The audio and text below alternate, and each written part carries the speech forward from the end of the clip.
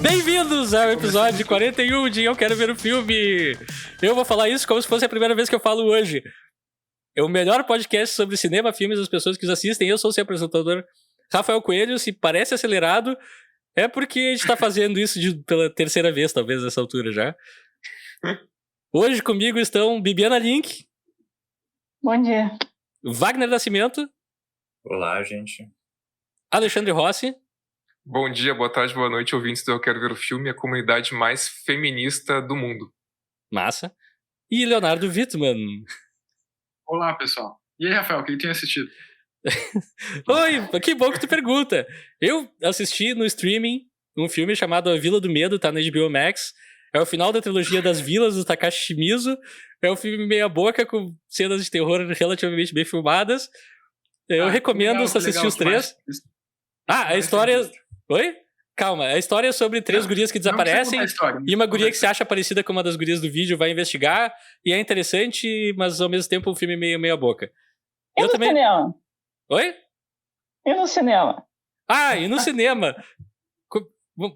Surpreendente, como é que vocês sabem que eu fui no cinema? Isso é Rafael, tu foi mistério. no cinema pela primeira vez nesse ano? Pela terceira vez, porque deu problema antes. Fui. Eu fui assistir o Avatar, O Caminho da Água. Um filme de 3 horas sobre pessoas azuis nadando.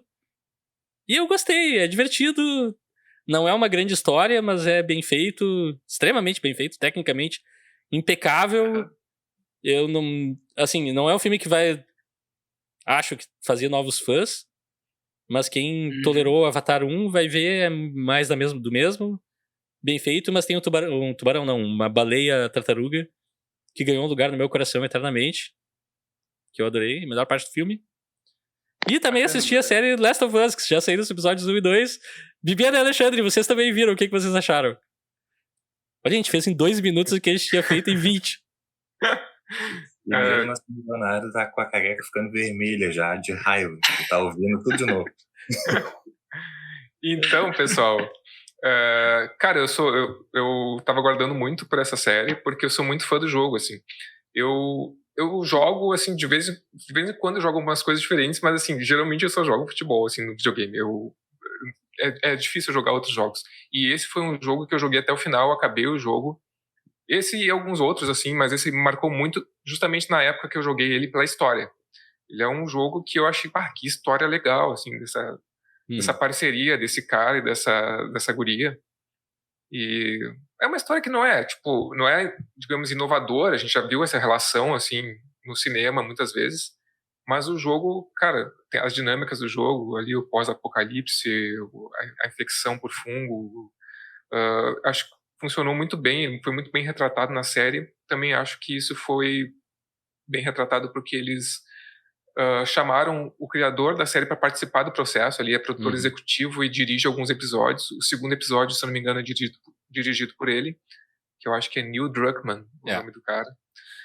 E achei, inclusive, alguns pontos, assim, algumas cenas me remeteram diretamente, assim, às cenas do jogo, assim. Eu acho que eles tentam emular, eles tentam enquadrar parecido, fazer a direção de arte me chamou a atenção, assim, também, de objetos ali que nos remetem muito ao jogo diretamente. E tem um plano que é muita referência ao Resident Evil 1, que me surpreendeu, assim, que não tá no jogo, mas tá na série, e quando eu vi eu pensei, não pode. A aparição do primeiro zumbi no Resident Evil é idêntica à aparição do primeiro zumbi na série, é genial, muito bem feito. Gostei Isso eu já não lembro. Mas, algumas coisas também que eu achei interessantes que eu não lembro no jogo. Então, me corrija se eu estiver errado, Rafael, porque tu falou que tu jogou esse jogo 4 vezes. Sim. Eu falei no podcast que não existe, tá, gente? Só pra... É verdade, tu falou antes. A máquina comeu o nosso primeiro podcast, nós temos que regravar essa introdução, então... Então, fica a informação aqui, o Rafael jogou esse jogo 4 vezes. E a gente vai fazer piadas com coisas que vocês não ouviram, tá? Desculpa, é assim que a coisa funciona. O começo da série ali, toda a história pregressa do Joel, com a filha dele, eu não lembro exatamente disso estar no jogo dessa forma. Não, no jogo é alguns minutos da relação dos dois, e na série eles transformam essa ceninha em um dia inteiro, e também achei, foi uma das minhas mudanças favoritas até agora. E eu tô curioso pra ver o que mais eles vão expandir, assim, porque se ficar... O jogo muito tempo, né, tu jogando tijolos em pessoas e matando gente por trás, tentando não ser Mas- pego pelos clickers e coisa assim. Eu achei interessante, eu não joguei, tá? Então eu achei interessante o primeiro episódio, apesar de ser bem longo, numa série, eu gostei porque justamente é uma característica forte, né, da personalidade da personagem principal, né? A perda ali da filha vai moldar ali o caráter dele dali pra frente. E até a relação ali que ele tá construindo ou evitando construir até nesse exato momento, né, até o segundo episódio, digamos, é muito por causa da experiência, né, que ele teve ali com a perda da filha, né? E destacar o elenco também, né? O Pedro Bella Pascal tá Ramsey, muito bem. Bella Ramsey e o Pedro Pascal.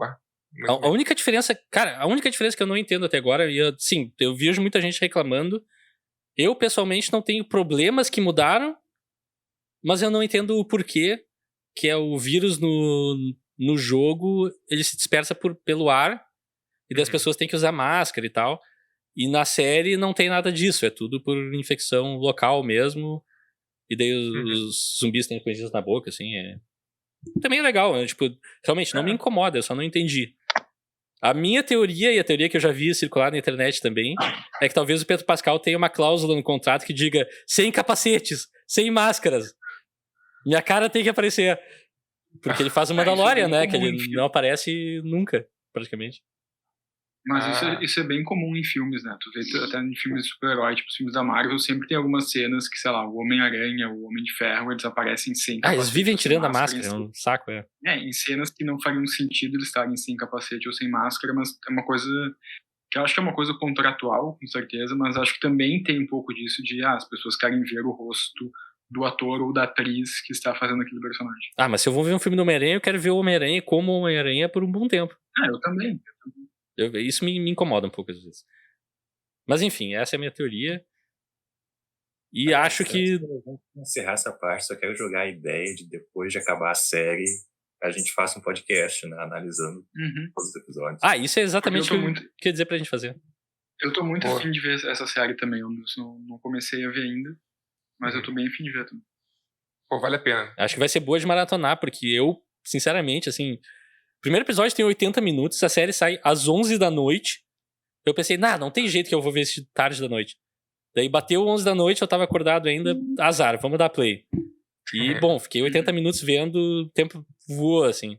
Segundo episódio, a mesma coisa. Acho que vai ser uma série boa de ver numa sentada só, ou em menos sessões, porque, cara, esperar uma semana pra mim tá sendo difícil, assim. Tô gostando ela muito. traz essa expectativa, né, desses lançamentos semanais, como foi várias séries, tipo Game of Thrones, trazia também, e ela tá tendo uma repercussão bem grande, assim, a gente acompanha vários canais de crítica e análise, e é aquela coisa, é uma das séries que o pessoal para e faz vídeo específico para cada episódio da série, sabe? Não é todas as séries que tem isso, entendeu? Então, eu tô achando bem interessante, tô sempre na expectativa pelo próximo, assim, então, acho que é uma boa ideia a gente fazer de repente um episódio específico sobre acho que vamos ter que fazer, se todos nós vamos ver ainda, mais motivo. É raro uma série que todo mundo assim se interessa. Mas enfim, já ficamos um tempão falando sobre isso. Vamos adiante. É verdade. Que a gente tem que cumprir tabela hoje. Leonardo, o que você tem assistido de bom ultimamente? Eu não assisti nada. De novo? Não. O Leonardo tá a participação dele fica cada vez mais tênue nesse podcast. É mentira, ele assistiu, mas ele quer apressar as coisas. Calma. Eu tô repensando as coisas, tô repensando a vida. Tá, então enquanto tu pensa, Bibiana, o que você tem assistido? Não, calma. Ele viu um videozinho no YouTube só, deixa ele. Não, eu tenho uma recomendação de livro pra fazer. Que é um livro chamado... Eu quero ver o filme, não eu quero ler o livro, Leonardo. Eu já recomendei livros em outros momentos, eu não posso, então... Pode. Vai. Eu vou olhar pro outro lado aqui. Vai. Não, mas tem a ver com filmes, tem muito a ver com filmes. Aqui é um livro chamado Eu Estou Vivo e Vocês Estão Mortos, uma jornada dentro da mente de Philip K. Dick. O Leonardo acho que diz isso pra gente todos os dias antes da gente começar a gravar. O quê? Eu estou vivo, vocês estão mortos. E eu tenho o livro também, a versão em português. Viu? Eu vou começar a ler por causa do Leonardo. Fala agora, Rafael. O Wagner é um intelectual, ele senta na frente de uma estante de livros, né? Então, o que eu vou fazer? Ó, viu? Baita timing, baita alinhamento. Viu? Fala agora. Não, é um livro, eu não terminei ainda, mas é legal porque é uma biografia escrita pelo Emmanuel Carrère, mas, assim, é uma biografia meio ficcionalizada, assim, também. Tem vários momentos que, tipo, não tem como o Carrère saber disso aqui que ele tá descrevendo, que o Philip K. Dick pensou e tal. Mas é bem... Eu diria quase uma ficção, assim, é uma prosa muito, muito ágil. E o Philip K. Dick, para quem não sabe, é um escritor, autor do... Será que androides sonham com ovelhas elétricas? Que virou Blade Runner? Que deu origem ao Blade Runner. Ele também escreveu Minority Report, também escreveu O Homem Duplicado. Enfim, é um autor de ficção científica. E o The Naked Lunch, que eu acho que também virou filme com o Robocop. Não, o Naked Lunch não é dele? William Burroughs. Ah, desculpa. É, William Burroughs. Viu? Eu não sei nada sobre livros. Chega de livros. Oi? Chega de livros. Nas palavras de Neil Breen, chega de livros. Fica essa recomendação que o Wagner também indiretamente fez. E o Rafael quis nos boicotar, mas tudo bem. Mídias visuais é tudo. Livro é coisa pra quem não tem... Não sei, é chato. Meu Deus. Bibiana, o que você tem assistido e não lido? Eu tenho lido e assistido, Rafael. Putz. Aí, ó. Tá, bem rapidinho, eu vi ultimamente 3 filmes da Disney, de criança mesmo, animação. Porque eu tô tentando melhorar o meu inglês, e aí como é uma linguagem mais simples, né, enfim. E aí eu vou deixar, não sei se o Xande vai querer falar, a gente viu Frozen, que era um filme que realmente eu queria já ter visto há mais tempo. Maravilhoso. Eu sou um defensor de Frozen. Pois é. Só queria dizer que eu gostei bastante. E vi depois o Nemo, que eu não tinha assistido. Achei muito fofinho também. Tem ali uma mensagenzinha, né? Interessante. E um que, enfim, é bem antigo. Eu assisti quando eu era criança. Que é o 101 Dálmatas. Então, tem algumas ressalvas, mas enfim, né? Também a época que foi feito. Não dá pra você esperar muita coisa. Mas só pra dizer que desses daí o Frozen é o melhor. Deixa eu só fazer um adendo. O Nemo tá falando Procurando Nemo. Isso, Procurando Nemo. Obrigado, Leonardo. Não, é que só um pouquinho, tu falou que esse filme é um filme fofo. Procurando Nemo, filme fofo. Não é? Nossa, é o filme mais triste que eu vi na minha vida. Não. Triste. Continue a nadar. Mas é um muito filme triste. fofo. Não, é sério, é um dos filmes mais tristes da Disney. Não, é triste, mas é fofinho. Dá tudo certo no final. Toda a família dele tá por um tubarão. Mas aí é a vida selvagem, as coisas acontecem assim. Mas é triste. Enfim. Leonardo sente muito pelos peixes. Pelos seres humanos. Tadinho. Não, eu sinto mais pelos bichos também. Quando um animal morre no cinema, eu choro copiosamente. Quando é um ser humano, depende do ser humano, eu fico, putz. Se é o outro, eu não sei se eu deveria ter falado isso. Eu não vejo problema nenhum. Vamos fazer desse programa, hein? Cuidado com os cortes aí que o Rafael vai fazer desse programa. É verdade. E tu, Wagner, o que você tem assistido de bom ou ruim? Eu assisti 2 filmes. Um deles é O Menu, que é do ano passado? Do ano passado. São 12 ricaços que viajam para uma ilha para ter uma experiência gastronômica no restaurante de um chefe renomado, e coisas estranhas acontecem. Aliás, nesse filme tem uma crítica gastronômica que me lembrou muito o Leonardo, assim, né? Aquela coisa super refinada, super vinho e queijo, assim, aquela coisa, né? Aquela experiência transcendental com a comida. E o Leonardo seria o crítico de cinema muito parecido com esse personagem. Eu não sei, desculpa, eu não sei de onde vocês tiram isso, que eu sou uma pessoa refinada e crítico vinho e queijo, cara. Eu não sei de onde vocês tiram isso. Ela apareceu, eu pensei, olha aí o Leonardo. Não, mas eu tenho um adendo a esse comentário. Eu acho que é a forma como ele fala e não o conteúdo, porque o gosto do Leonardo não dá pra entender. É tipo voo de barata, né? Não Muito tem bom. plano de voo. Muito Esse é bom. o gosto do Leonardo. Não tem plano de voo. Agora eu realmente me senti ofendido. Então, basicamente o jeito que eu falo é um voo de barata. Não é o jeito que tu fala. Tu fala muito bem. A forma que tu fala é muito refinada, requintada. Esse é o bloco botando Leonardo no paredão. O problema é o conteúdo. É tipo voo de barata. O conteúdo, eu acho que ele vai gostar disso. Ele gosta, eu acho que ele vai gostar. Ele odiou. Ninguém entende teu gosto, Leonardo. Tu tá dizendo que eu sou tipo um filme do David Cronenberg, ou da família Cronenberg. Não. É esteticamente Não, tu é melhor que ele, mas tu é melhor. Tu é bem melhor que ele. Não. Tá, eu não tenho conteúdo, então, mas é isso que tu falou, tudo bem. Tá, desculpa. Sim, já causei discórdia aqui. Você causou discórdia, poxa, vai. Mas, tipo, esse filme eu adorei o Ralph Fiennes, que é o chefe, né? Faz o chefe. A atuação dele é demais.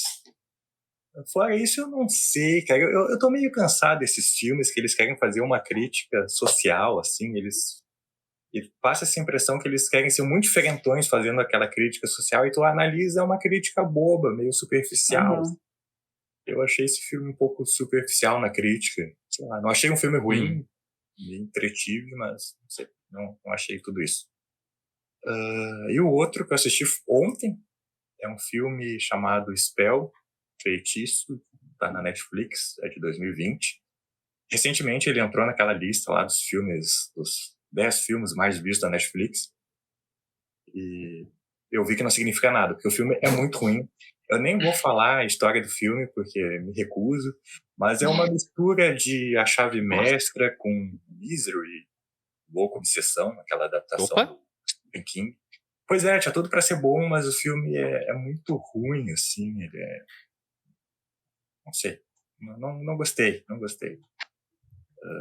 Mas é divertido, é aquele filme ruim que fica divertido, fica completamente sem noção. Mas foram esses os filmes que eu assisti. Massa. E tu, Alexandre, o que você tem visto de legal? Cara, eu não vou me estender muito nessa parte, porque acho que a Bi já falou quase tudo que a gente assistiu, né? Uhum. E só pra destacar que eu vi Frozen e eu tô com Let It Go na cabeça. Let it go! Let it go! É impossível não ficar com Let It Go na cabeça quando tu assiste Frozen. The cold never bothered me anyway. Bom, excelente filme. Maravilhoso. Uhum. Eu não sei se as sequências são boas, mas o primeiro é muito bom. O 2 é horroroso. O 2 parece assim... o 2 é bizarro. Tipo, é muito estranho, porque eu nunca vi um filme nessa escala de animação que parece que eles estão inventando o roteiro cena após cena, assim. É uma coisa que não faz sentido. É bizonho. Realmente, assim, uma decadência de qualidade absurda. A animação é ainda mais bonita do que mas a história é bem trash. Uhum. Sim, tem que ser muito, muito criança pra gostar, talvez. Não vou ver. Obrigada. Acho que vale uma assistida. A música também é mais... Eu não gostei da música. Mas, enfim... Esse não é um podcast sobre Frozen, então... Agora é. A gente vai mudar pro tema azul e tudo mais. O Leonardo tá numa correria hoje. Então nós vamos dar um tempo aqui para aliviar as nossas tensões, eu acho. E voltaremos para falar sobre o filme Thelma e Louise. Então nos aguardem, ouçam a música, vai ser Let It Go agora.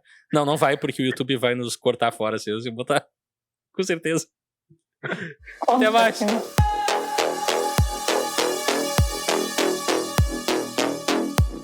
E estamos de volta com esse episódio, talvez um pouco acidentado até agora, não sei.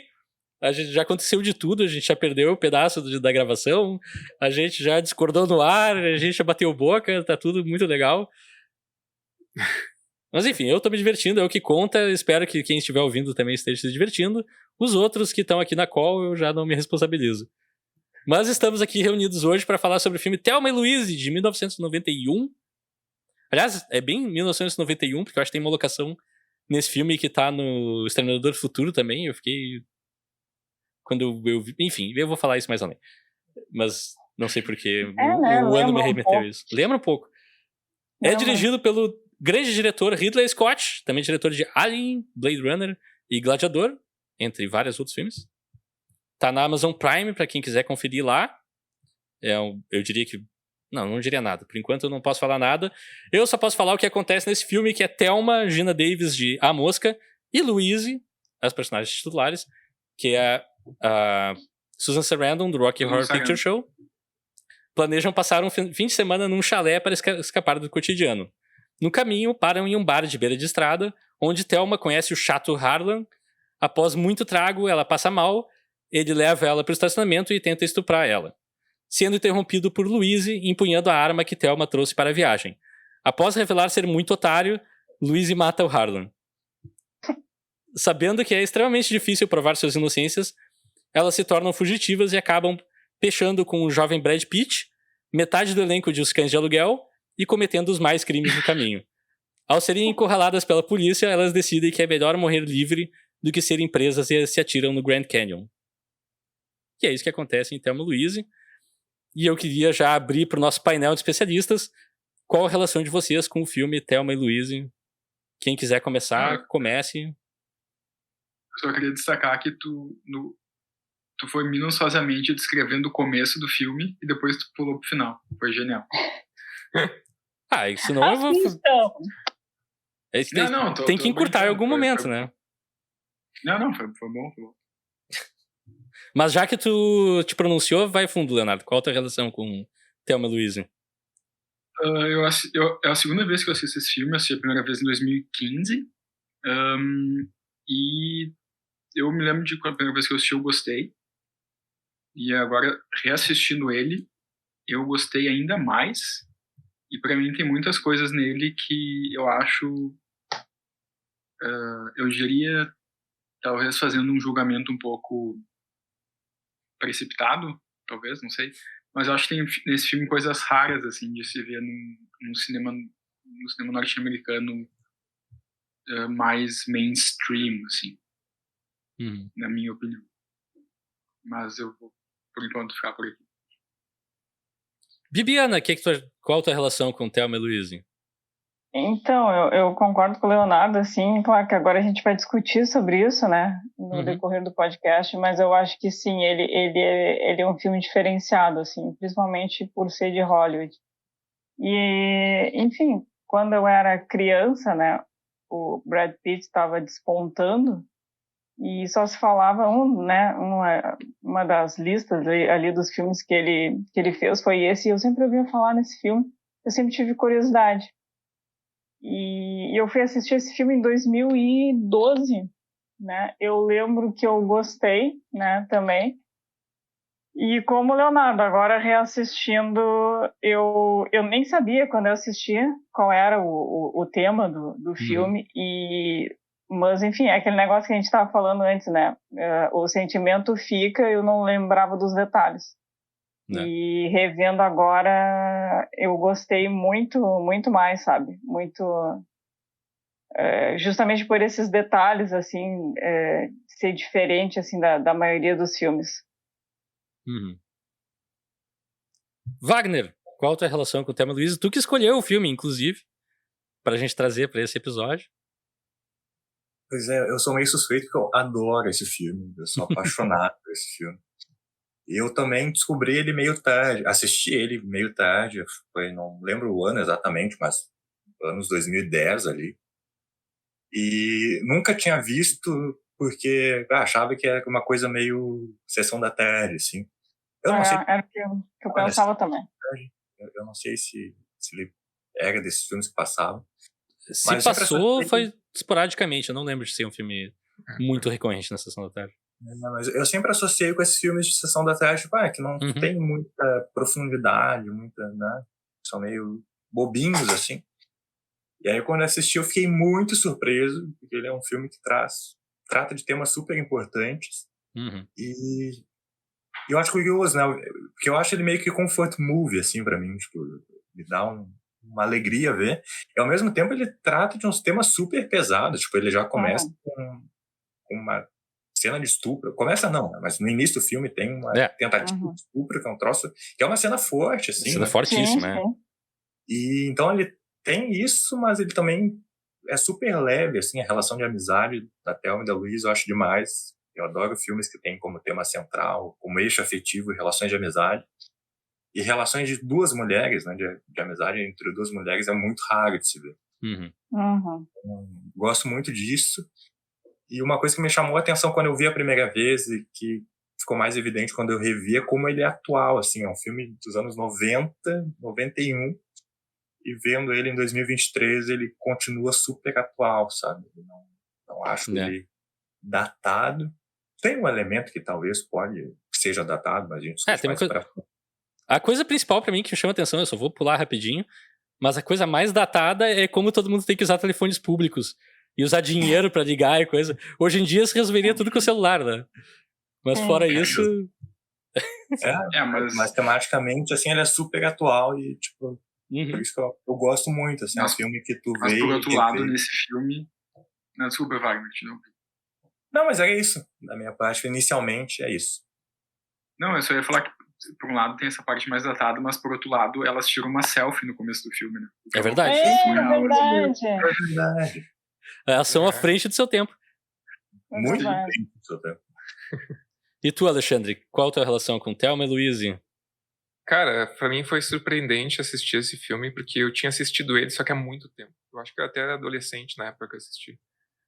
E não sei se, como o Wagner falou, se ele é um filme da Sessão da Tarde, talvez ele passasse, às vezes, tipo, numa tela quente, super cine, assim. Eu lembro de ver esse filme na TV, sabe? Eu tenho essa memória dele passar na TV. E só que eu não tinha prestado muita atenção e tal.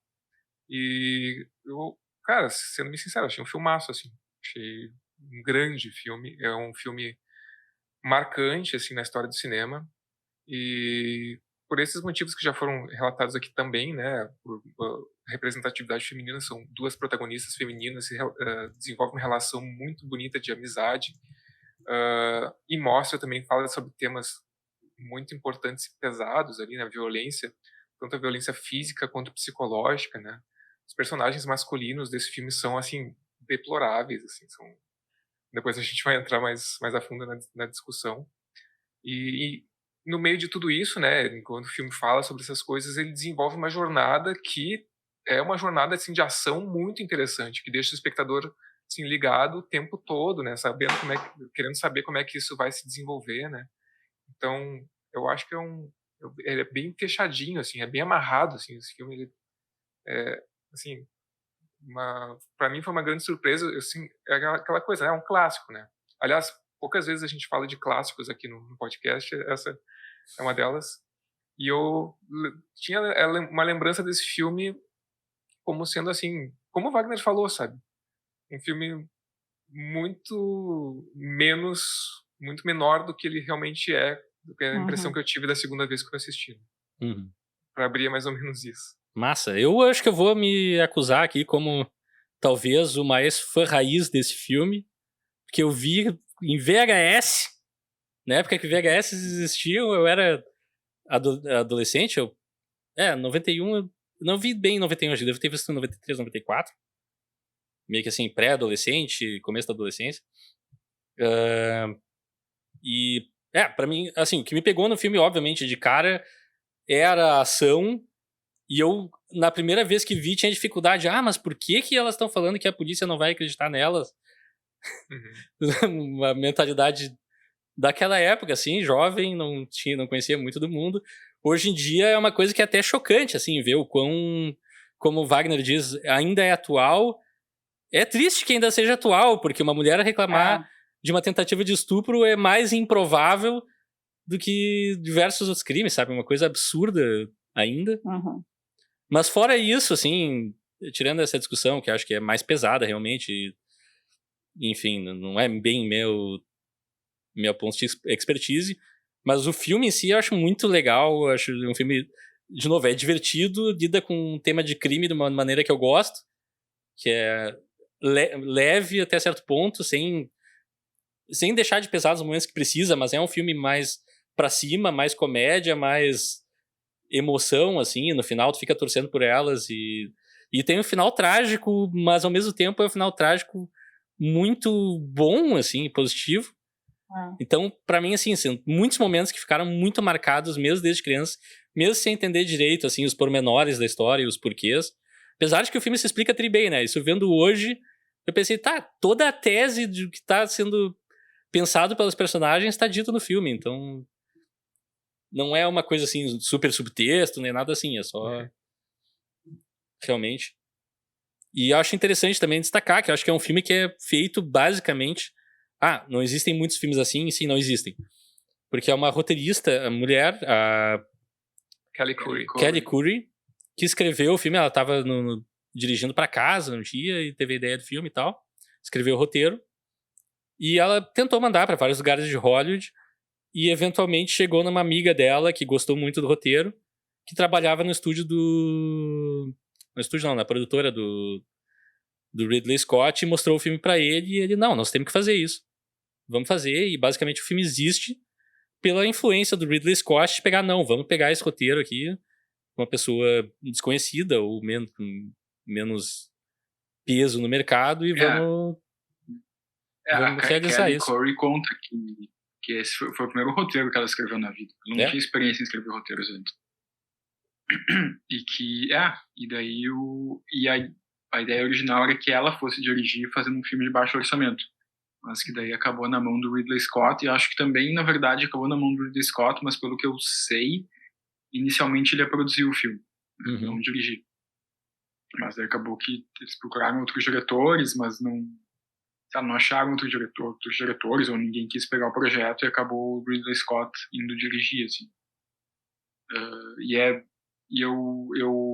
Eu vi uma entrevista com a Kelly Curry também, que ela conta, assim, que meio que a história dela com esse filme é meio que a história que depois fez milhares de pessoas se mudarem para Hollywood, né? Que é aquela pessoa desconhecida que escreve um roteiro e depois ganha o Oscar de melhor roteiro original com esse roteiro. Mas que é, tipo... É isso, assim. É uma história e tanto dela, mas também eu acho um filme incrível, assim. Enfim, não querendo me estender muito, mas já meio que pegando um gancho no que o Alexandre falou, assim, que é um filme que tem bastante ação e te deixa sempre bem conectado, né, à história. O que eu também gosto bastante nesse filme, o que me chama a atenção é que eu acho que tem muitos road movies que às vezes eles acabam sendo meio episódicos, assim, sabe, na estrutura deles. E, tipo, são dois personagens viajando, daí acontece tal coisa, ou eles encontram tal personagem, depois encontram outro, e daí acontece uma coisa aleatória, porque, né, eles estão ali na estrada, essas coisas se desenvolvem, assim, de, tipo, mais por acidentes, assim.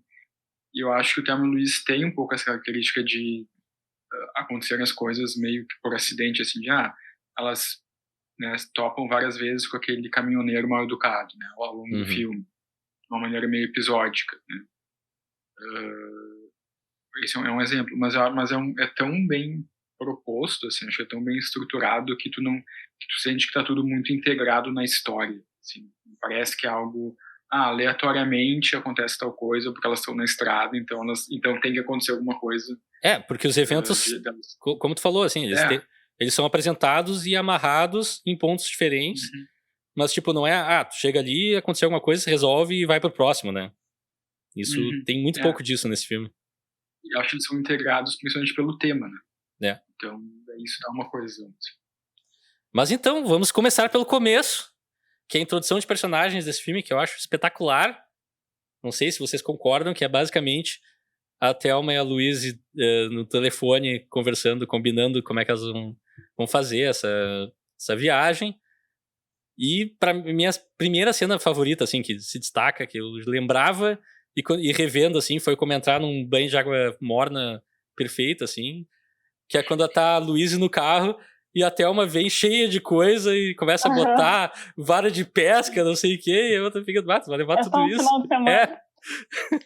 Que é genial. E tu fica, não, o Lampião vai ser importante nesse filme. O Lampião vai voltar a ser altura, elas vão usar o Lampião e nunca volta, é genial. É o Lampião de Chekhov. Só que é o contrário. É. Não, eu gosto muito porque elas são personagens, assim, em parte bem distintas, né? Tem essa cena da Thelma levando um monte de coisa pro carro, mas na cena anterior a Louise tá arrumando a própria casa com uma um cuidado e uma limpeza, assim, de bebe do copo na pia, seca o copo e bota o copo sequinho em cima do pano. Aí vem aquela simbologia, né? Parece que ela tá saindo de casa sabendo que não vai voltar. Que ela deixa tudo impecável. Assim, sim. É que pra mim, assim... Pareceu o que mais dela. Tá, e também eu esqueci de falar, mas a Louise é uma garçonete numa lancheria e a Thelma é dona de casa, né? De um cara bem mala, inclusive, um ator extremamente engraçado, mas uma personagem detestável, que é um vendedor de carros que só enrola ela, é um canalha. Não tá nem aí. Por assim dizer, não tá nem aí, trata mal, né? Trata mal um relacionamento totalmente... Despreza. O típico marido que parte do princípio que a mulher é a propriedade dele. Exato. Ele só se preocupa com ela quando o outro cara ameaça a soberania dele, por assim dizer, e, enfim.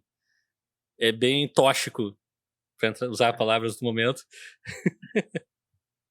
Eu acho interessante o estabelecimento das personagens no início. Justamente, acho que alguém já falou da diferença clara entre as duas. Né? Que uma é assim, bem mais despachada, é dona do próprio nariz, né? Não precisa dar satisfação para ninguém, até, né? Não fica subentendido, é falado, diz que tu vai sair comigo, sabe? Ele é teu pai ou teu marido, sabe? Ela tem uma relação muito mais independente do que a outra, que infelizmente, enfim, né, tá naquela mecânica, né, da mulher ainda, né, dona de casa e ter que dar satisfação, né, não é avisar, olha, vou fazer tal coisa, até para não preocupar, né, a pessoa. Mas enfim, eu posso, sabe, eu devo fazer, sempre pedindo ali a bênção do marido, enfim, namorado, quem seja, né? E achei bem, bem legal essa relação, porque, enfim, depois, né, isso daí não impede, né, a relação forte delas, ainda que sejam bem, bem diferentes. Eu acho que é massa nesse sentido, assim, a dinâmica das duas é uma das coisas pra mim mais fascinantes do filme, que começa com a Louise mais dominante, inclusive quando acontece ali a tentativa de estupro com a Thelma, e ela vai com a arma e acaba matando o cara e tal, ela tá na posição mais protetora, e conforme o filme vai se desenrolando, o papel vai se invertendo, assim. É a Thelma que começa a tomar as rédeas da situação, ela que começa nós temos que talvez fazer isso e fazer aquilo, e eu acho isso muito legal, assim, o jeito que a coisa vai se desenrolando, o jeito que a gente vai conhecendo melhor as personagens também.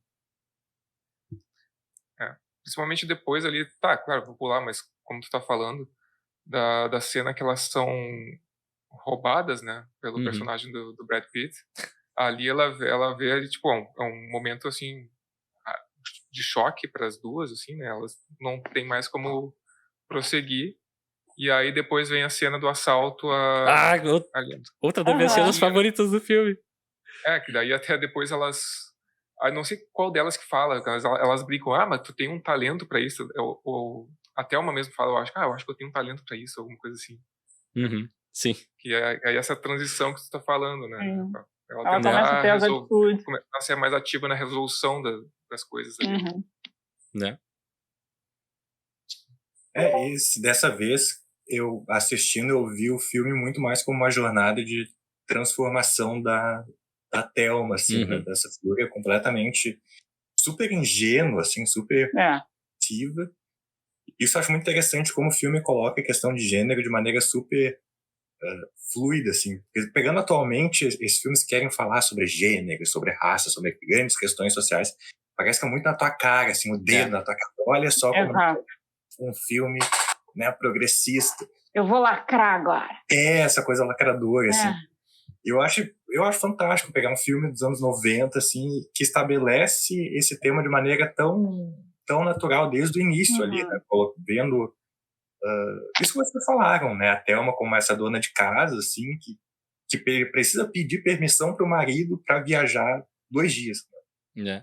Ela não quer ir, não quer avisar o marido, tem medo de avisar, porque o marido não vai deixar. E Louise, mesmo não sendo esse tipo de mulher, sendo mais, né, empoderada, usando os termos de hoje, ela é vista como a louca, né? O marido da essa tua amiga louca aí, essa má influência. Má influência. Péssimas companhias. Péssima companhia. Então é muito legal como estabelece esse eixo de discussão temático, assim, desde o início, de maneira muito natural. E eu achei demais, assim, da segunda vez, ver a transformação da Thelma, assim, né? Tipo, essa figura super, quase uma criança, assim, né? E aí a gente vê que ela casou com 18 anos, com um cara, e ela se relacionou. Namoradinho de colégio, tá? Conheceu com 14 anos, tipo, não conhece nada da vida. Sim. E aí depois o que explica todo o deslumbramento dela com o Brad Pitt, lá, com o personagem dele, e as trapalhadas que ela se mete por causa do cara. Assim. Então, acho muito divertido ver, né, essa transformação, ver quem é a Thelma no início, ver quem ela vira ao final do filme. E é legal também isso que vocês comentaram, a Louise, né, que é essa personagem super forte lá, que depois do assalto ela se permite ficar frágil, né? Tipo, nossa, perdi todo o meu dinheiro.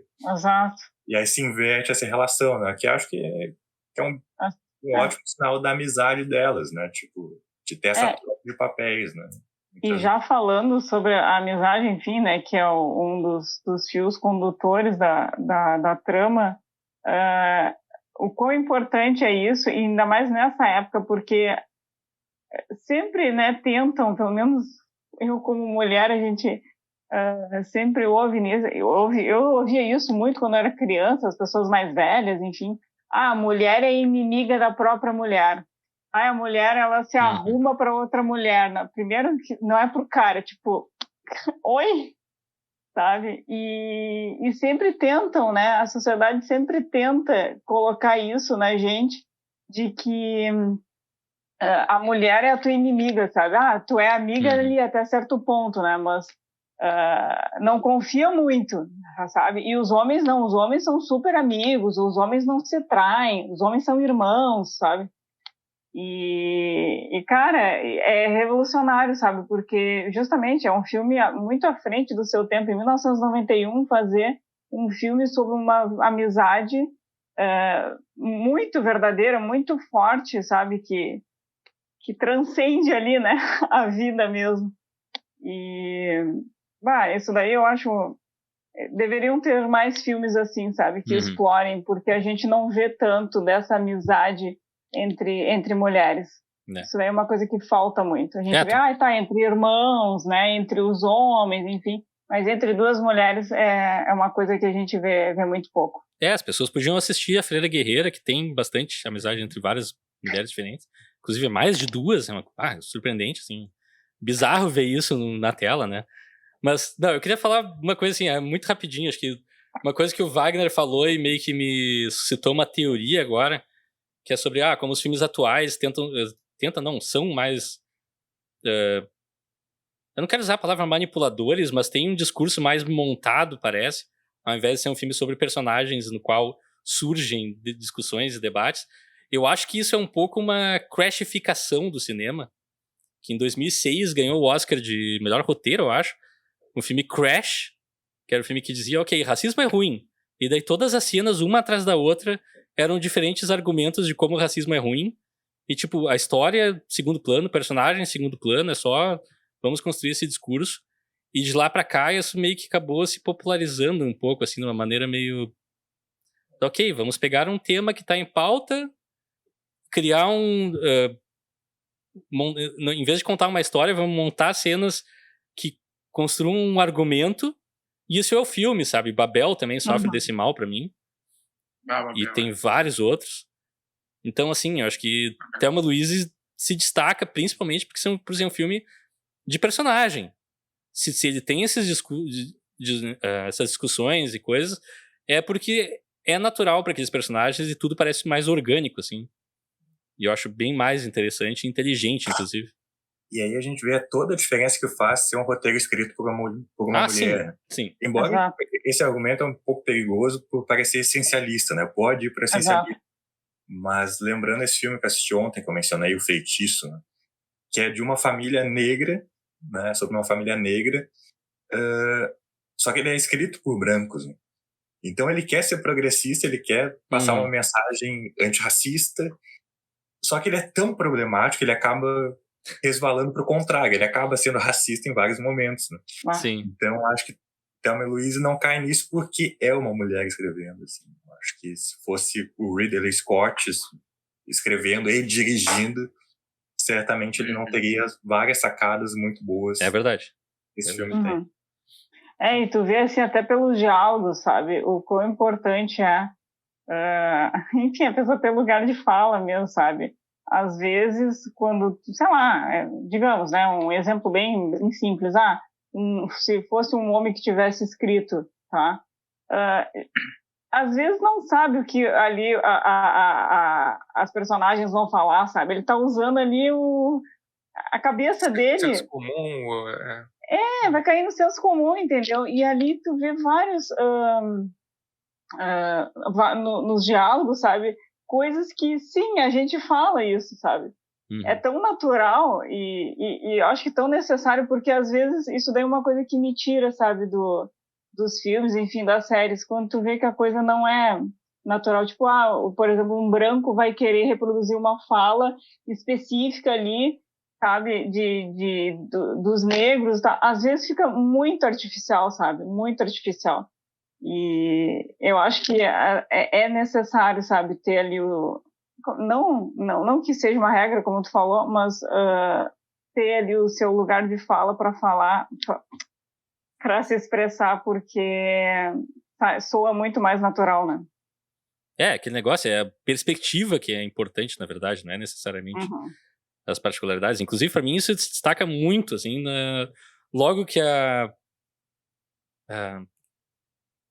Luísa mata o cara, dá um tiro que eu daria também, no momento que ele fala aquilo que ele falou, eu fiquei, ok, esse cara tem que morrer agora, por favor, você tá com uma arma na mão. E tipo, mas toda a lógica dela, cara, a gente foi vista saindo do bar com esse cara, a gente foi pra um lugar que não tem testemunhas, ninguém vai acreditar em duas mulheres de que o cara teria feito algo errado, sendo que ele que morreu. Isso é tudo cara, é uma lógica assim que realmente é triste, uma realidade triste, mas eu vejo assim, num roteiro feito por um homem, talvez não tivesse essa perspectiva, sabe? Isso foi uma coisa que me chamou a atenção, sabe? Até falei com a Bi depois que terminou o filme.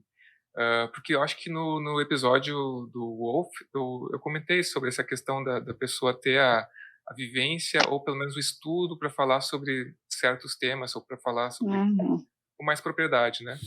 E quando eu terminei de assistir o filme, salta aos olhos essa propriedade, sabe? Essa genuína, a questão genuína ali, sabe? E eu fui ver a direção, eu sabia que o filme era dirigido pelo Ridley Scott, e eu pensei, mas será? Daí eu fui pesquisar, vamos ver o roteiro.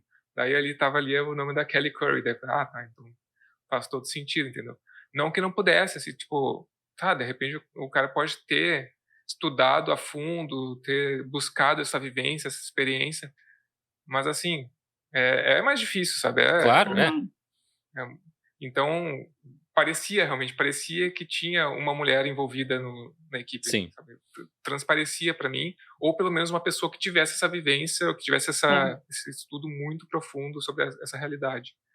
E também queria ressaltar que eu não sei se o filme se ele é precursor nisso, mas eu acho que ele é um expoente, ele é muito referencial na questão de expor essa realidade violenta que as mulheres passam. Ele expõe tanto como violência física quanto violência psicológica, e te fazer pensar muito sobre as motivações das personagens e não julgá-las em nenhum momento, como espectador, sabe?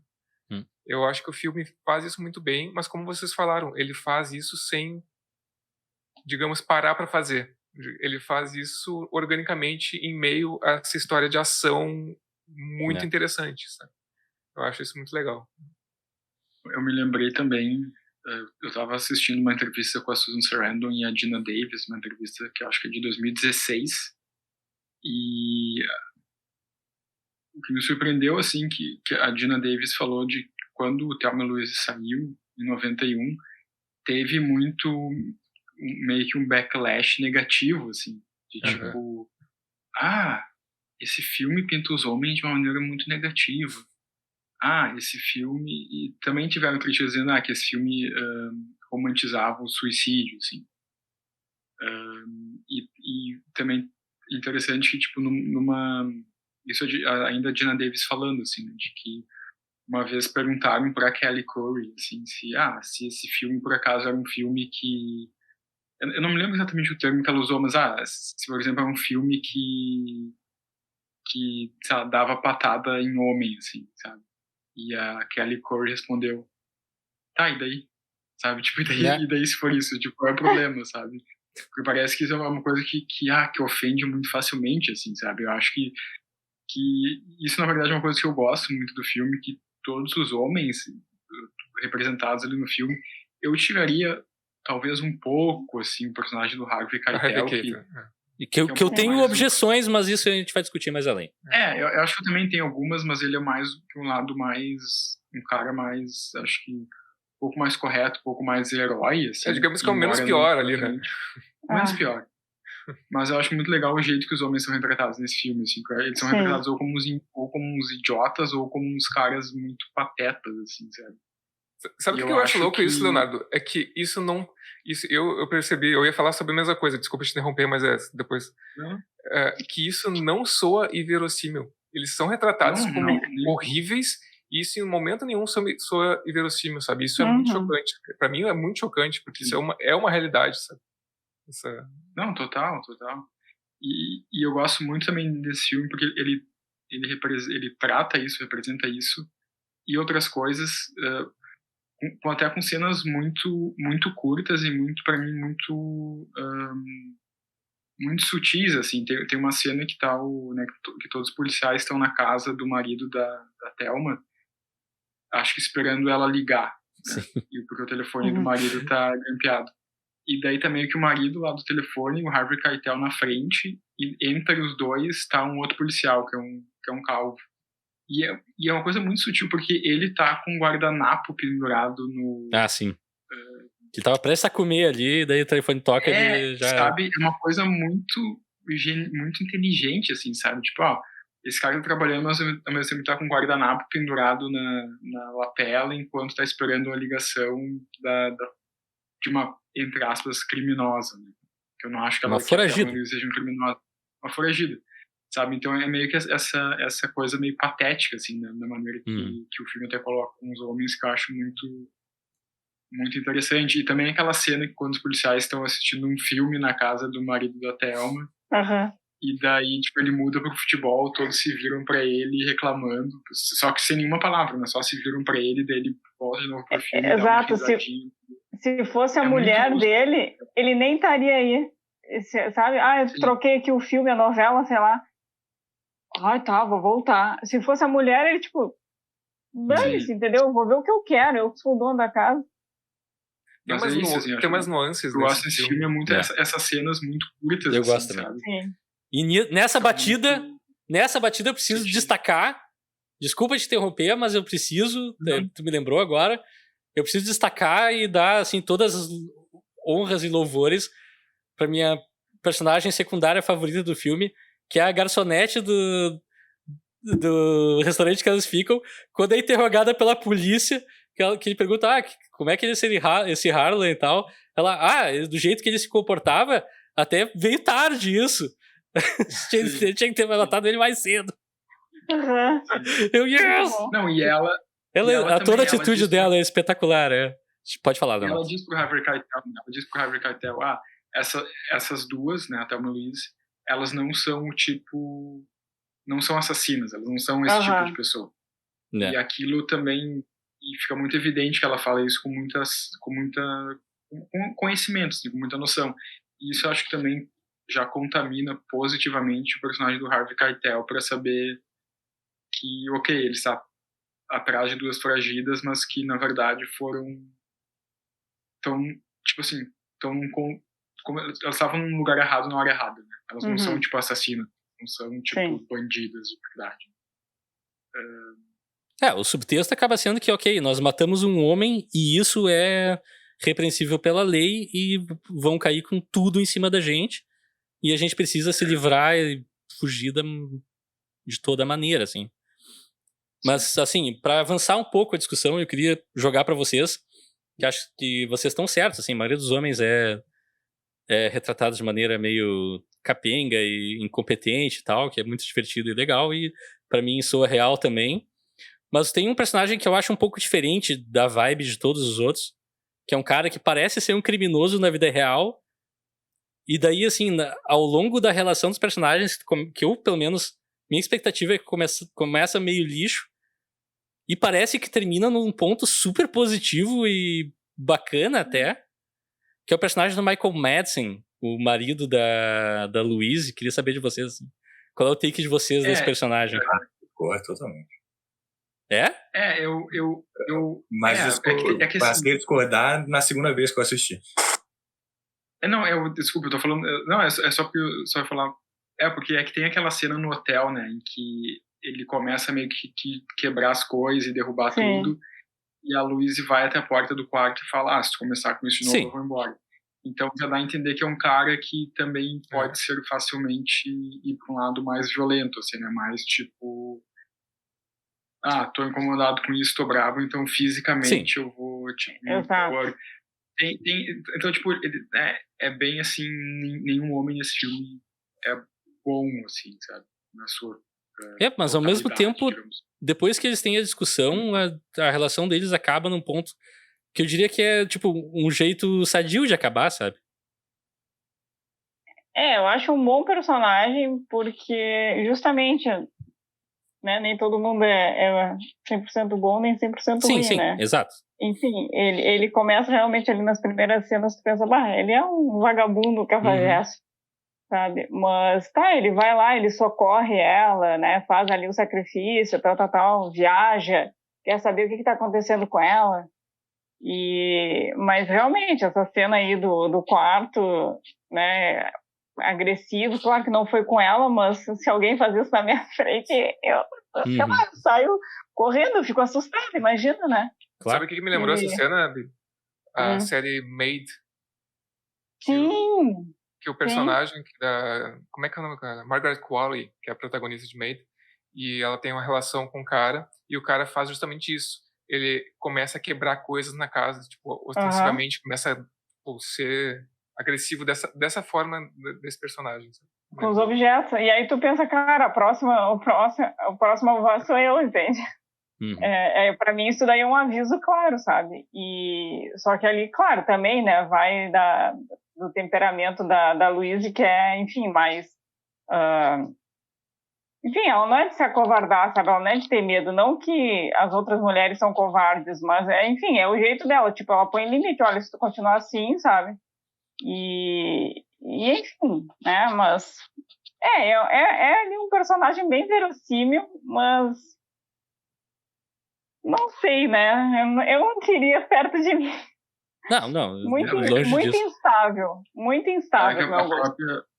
E a própria Louise fala, né? Por acaso tu só veio até aqui me ver porque tu achou que eu tava com outro homem.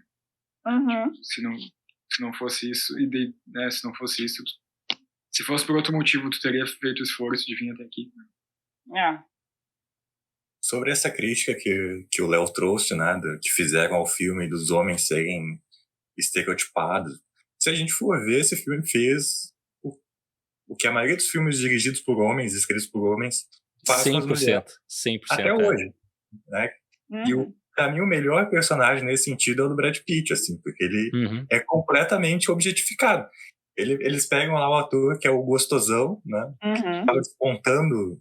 Aliás, na época ele já era um sex symbol, né? Sim, já tinha feito o Lendas da Paixão. E aí, que foi o filme que ele revelou ele. Jovem, gostosão.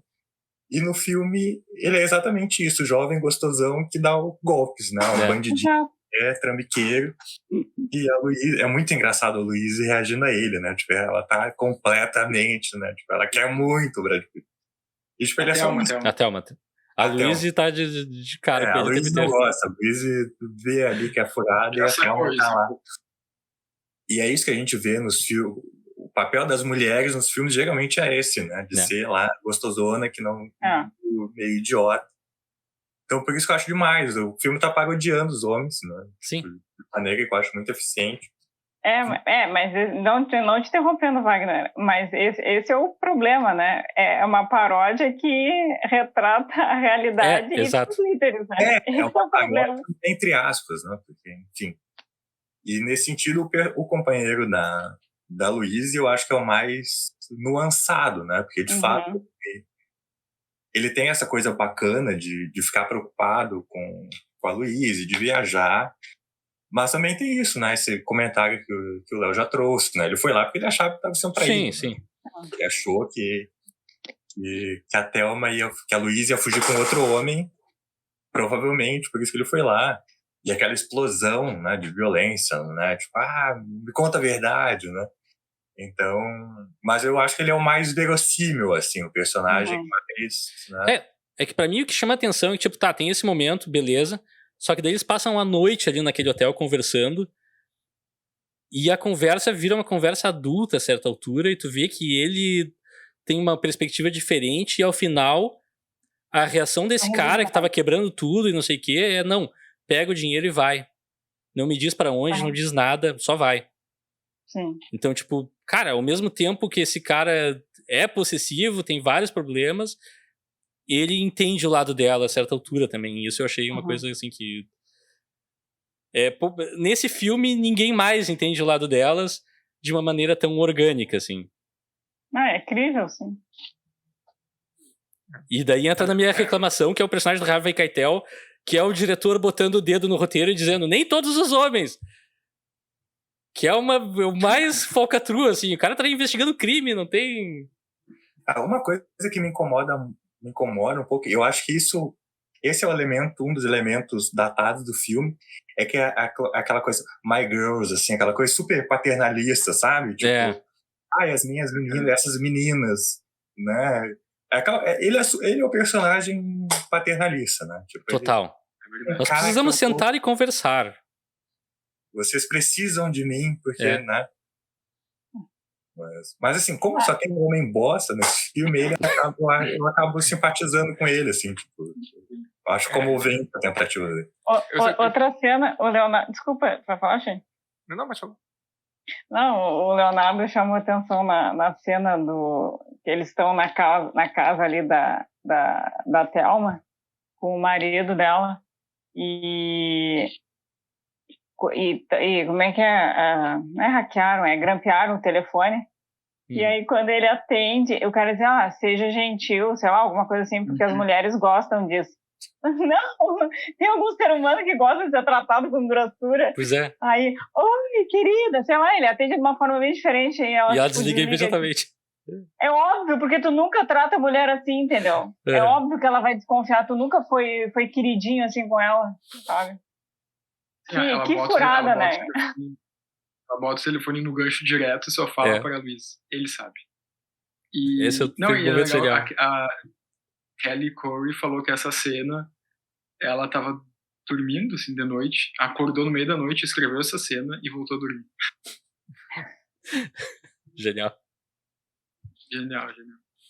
Pra mim, assim, esse personagem do Harvey Keitel só passa porque o Harvey Keitel consegue, de alguma maneira, fazer uma atuação ali que faz um cara que a gente quer meio que torcer por ele e quer que ele consiga provar que elas são inocentes de alguma maneira. Apesar de que eu sabia que as mecânicas do sistema não vão fazer isso. Se o Harvey Keitel pegar elas, é prisão, não tem... Mas isso mostra, né? Isso eu acho interessante. Tem aquele superior dele, o chefe dele, que, tipo, não tá nem aí. Se tiver que atirar nelas, vamos atirar. Tipo, a gente vê que o sistema mesmo vão prender elas e não ataquem, né? Então, realmente ele tá lutando sozinho ali. Outra coisa que eu acho impressionante Oi, diga. Um comentário muito rápido. Uma outra coisa que é super inverossímil nesse filme é a agilidade da polícia estadual e do FBI, né? Tipo, isso é exatamente o que eu ia falar agora. Né? Tipo, nunca na vida real teria essa agilidade toda. Mas eu acho que isso é o fato, assim, ó, quando fica evidente que as suspeitas são duas mulheres e a vítima é um homem, ok, a polícia tá envolvida no caso agora e É questão de honra, nós vamos mandar exército se precisar. Sim. Cara, a quantidade de viaturas e de helicóptero que tem na cena final pra prender 2 pessoas num carro. Tipo, cara, é um negócio muito desproporcional, assim. É muito surreal. É verdade. Também achei isso. Existem umas cenas marcantes que são simplesmente... Cara, eu ia falar da cena da explosão do caminhão, que é uma das minhas cenas favoritas, cara. Muito bom. Eu vou dizer assim... Outro personagem que merecia levar tiro, tá? É verdade. E vocês falaram que é inverossímil, né? Eu fiquei pensando, tipo, tá, mas elas passaram por esse cara umas 3 vezes, como é que ele tá sempre ali, tá ligado? Como é que ele sempre como é que ele sempre ultrapassa elas se elas ultrapassam ele 3 vezes, não sei. Tá, mas eu entendi como uma liberdade que o filme toma e não Total. Aquelas paradas assim como o Brad Pitt, elas deixam o Brad Pitt num hotel, seguem a vida e encontram ele em outra cidade. Ele chega mais rápido a pé do que... Mas essas são as distorções de realidade que eu gosto.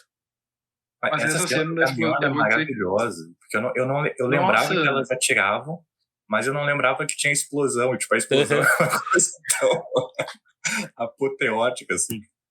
Sim, muito porque é o símbolo fálico daquele cara que elas estão explodindo e o cara tá muito revoltado ali, é genial. Da primeira vez que eu assisti, eu confesso que eu achei essa explosão meio over, assim, meio... que virou um blockbuster, sabe? Sendo meio blockbuster, mas agora da segunda vez, realmente, eu acho que é bem integrada no filme essa cena. Assim, a gente não estabeleceu direito, né? Quando elas estão dirigindo na estrada, elas passam por um caminhoneiro que deixa elas passarem, elas, esse cara parece legal, não sei o quê. Quando elas estão passando do lado, ele começa a fazer gestos e obscenos e coisa. O cara é um bostalhão, assim. E faz isso cada vez pior e... Quando finalmente elas decidem dar o troco, eu fiquei, yes! Explode ele junto com o caminhão, não tem problema. Tem um caminhão, o cara não é nada, né? Tipo, exato. Cadê o poder dele? Isso também é genial, E daí tem uma outra ceninha que eu queria falar, que é a minha... Essa talvez seja a número 1 das minhas cenas favoritas do filme, mas é difícil dizer isso desse filme, porque é um excelente filme, e a cena praticamente não tem nada a ver, que eventualmente elas são paradas por um policial e acontece, elas, enfim, tentam falar com o cara e dar os documentos e tal. A Thelma vê que isso não vai colar e rende o cara com uma arma, começa a dar tiro pra tudo que é lado pra criar buraco de balas e coisa, diz pra Louise atirar no rádio. A Louise atira no rádio errado, que é engraçado pra burro também. Daí, eventualmente, põe o nazista ali no porta-malas, fecha o porta-malas, joga a chave fora e vão embora. Nisso vem um ciclista negro ali da estrada, fumando baseado, assim, dessa idade. Ele para do lado de carro de polícia, assim, ouve o cara do porta-malas sacudindo tudo pra sair. Ele vai no buraco de bala, só sopra fumaça de maconha pra dentro. Muito bom. Essa cena é incrível. Ela é tão nonsense, assim. O Leonardo comentou antes essas pequenas cenas, né? Tipo, a cena lá dos policiais todos assistindo a TV, o marido mudando o canal. Tipo, são essas pequenas cenas que não tem nada a ver, mas elas... Dizem muito. Dizem muito. Eu tinha esquecido completamente daquela cena quando eu assisti. E aí, quando eu reassisti, eu fiquei, eu não acredito que eles fizeram. Sim, essa é muito boa. E também eles colocam uma música, que é uma música... Putz, qual é a música? É do Jimmy Cliff, Cliff. Qual é o nome da música? Putz. É genial essa cena. I can see clearly now the rain is gone. É demais. Sensacional. Essa é muito boa. É muitas essas coisas. É polícia? Então. Então eu vou soltar. Você ficar preso aí, vou botar fumaça. Sim, porque em outra situação ele estaria sendo parado ali com aquele baseado e. Pô. Sim, e parece que tem um momento que ele meio que hesita, né? Tipo, ele quer ajudar, mas ele pensa bem, quer saber? Foda-se. Vai ficar preso. Como é que seria numa outra situação? Eu não estaria morto nesse momento? É possível. O policial também é retratado da maneira mais ridícula possível, né? Ele chega todo fodão, assim, pagando as duas, tipo, né? Eu sou autoridade. Aí depois que ele é preso, eu tenho família, eu tenho esposa, eu tenho filha, por favor, não me mate, né? Muito bom.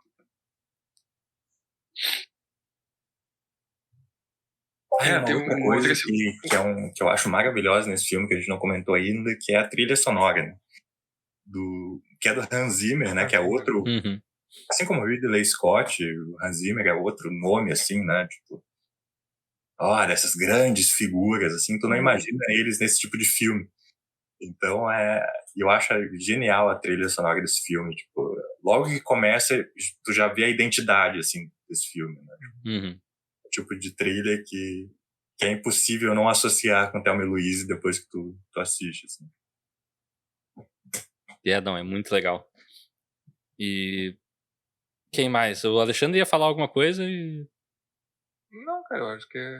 Não, eu ia só falar de outra cena muito rápida que eu gosto também, que é mais no começo do filme, quando o Harvey Keitel vai interrogar o marido da Thelma pela primeira vez. Que, sei lá, tá interrogando o marido da Thelma, ele fala alguma coisa, o marido da Thelma fala alguma coisa imbecil, como sempre, e o Harvey Keitel começa a rir, assim. E, cara, tem momentos que o Harvey Keitel ri nesse filme que me passou muita impressão que ele tava rindo de verdade, assim, sabe? Que o Harvey Keitel em si tava rindo, não o personagem. E daí tu vê que o marido da Thelma tá pisando numa pizza, assim. Tipo, sim. Senhor, você está pisando numa pizza. Está pisando numa pizza. Tem essas sacadinhas são geniais. São muito boas. E isso acho que eu tava dizendo no começo, assim, que eu acho que essas cenas super curtas, assim, mas que tem muito significado, sabe? Que eu acho que é uma coisa, sabe, pelo menos eu acho assim, difícil de tu ver num filme. Não, Thelma e Louise não é blockbuster, sabe? Não é, e acho que também não era tão mainstream assim quando foi lançado. Acho que ele se tornou. Foi bastante mainstream na época. Pensa assim, Rafael Coelho, adolescente, na década de 90, teve esse filme recomendado e alugou na locadora. Eu ouvia bastante falar desse filme. E é um filme hollywoodiano. Então é verdade. É que não adianta, o filme novo do Ridley Scott, já na década de 90, já era um big deal, assim, então... É verdade. Enfim, mas daí essas cenas curtas, assim, sabe, que às vezes não tem nem diálogo, pouquíssimos diálogos, que eu acho difícil de tu ver num filme, assim, sabe, desse tamanho, assim. Cenas que se tu não tá prestando atenção, tu perde muito da sutileza dela. Tipo, uma que eu gosto muito também, que é quando a Thelma assalta a loja de conveniência. Essa é a cena que eu queria falar agora, porque é espetacular. A Luísa tá esperando, que a Luísa tá esperando no carro, né? Daí ela olha por uma janela e tem duas senhoras, assim, dentro do estabelecimento, e tem uma troca de olhares entre a Luísa e as duas senhoras, e pra mim, pelo menos, passou essa impressão de, tipo, da Luísa meio que pensando, será que um dia eu vou chegar na idade delas? Tipo, como se ela estivesse se vendo ali no futuro, ou vendo que ela não ia chegar na idade dessas duas, né? Porque ela sabia que provavelmente a jornada dela, Luísa, ia estar terminando logo, assim. Acho que ela talvez tivesse essa sensação, assim. Porque naquela cena também que é de noite no deserto e ela tá caminhando, assim, meio que olhando pro luar, super silencioso, também dá essa ideia de uma coisa mais transcendental, assim, né? De que ela tá sentindo algo se aproximando, assim. Esse elemento da idade com ela também. Tem uma outra cena que elas param num posto de gasolina no meio do nada e tem um velhinho ali, barbudinho, que eles têm uma interaçãozinha ali. Então eu não lembro exatamente se tem diálogo nessa cena, eu só lembro mais. Eu acho que não, e aí ela vai tirando ali os adereços, né? Vai se despojando ali das coisas mais físicas, enfim, porque é bem simbólico aquilo, né? Porque, tipo, enfim, ela já absorveu muita coisa internamente, ela não precisa mais daqueles adereços externos. Né?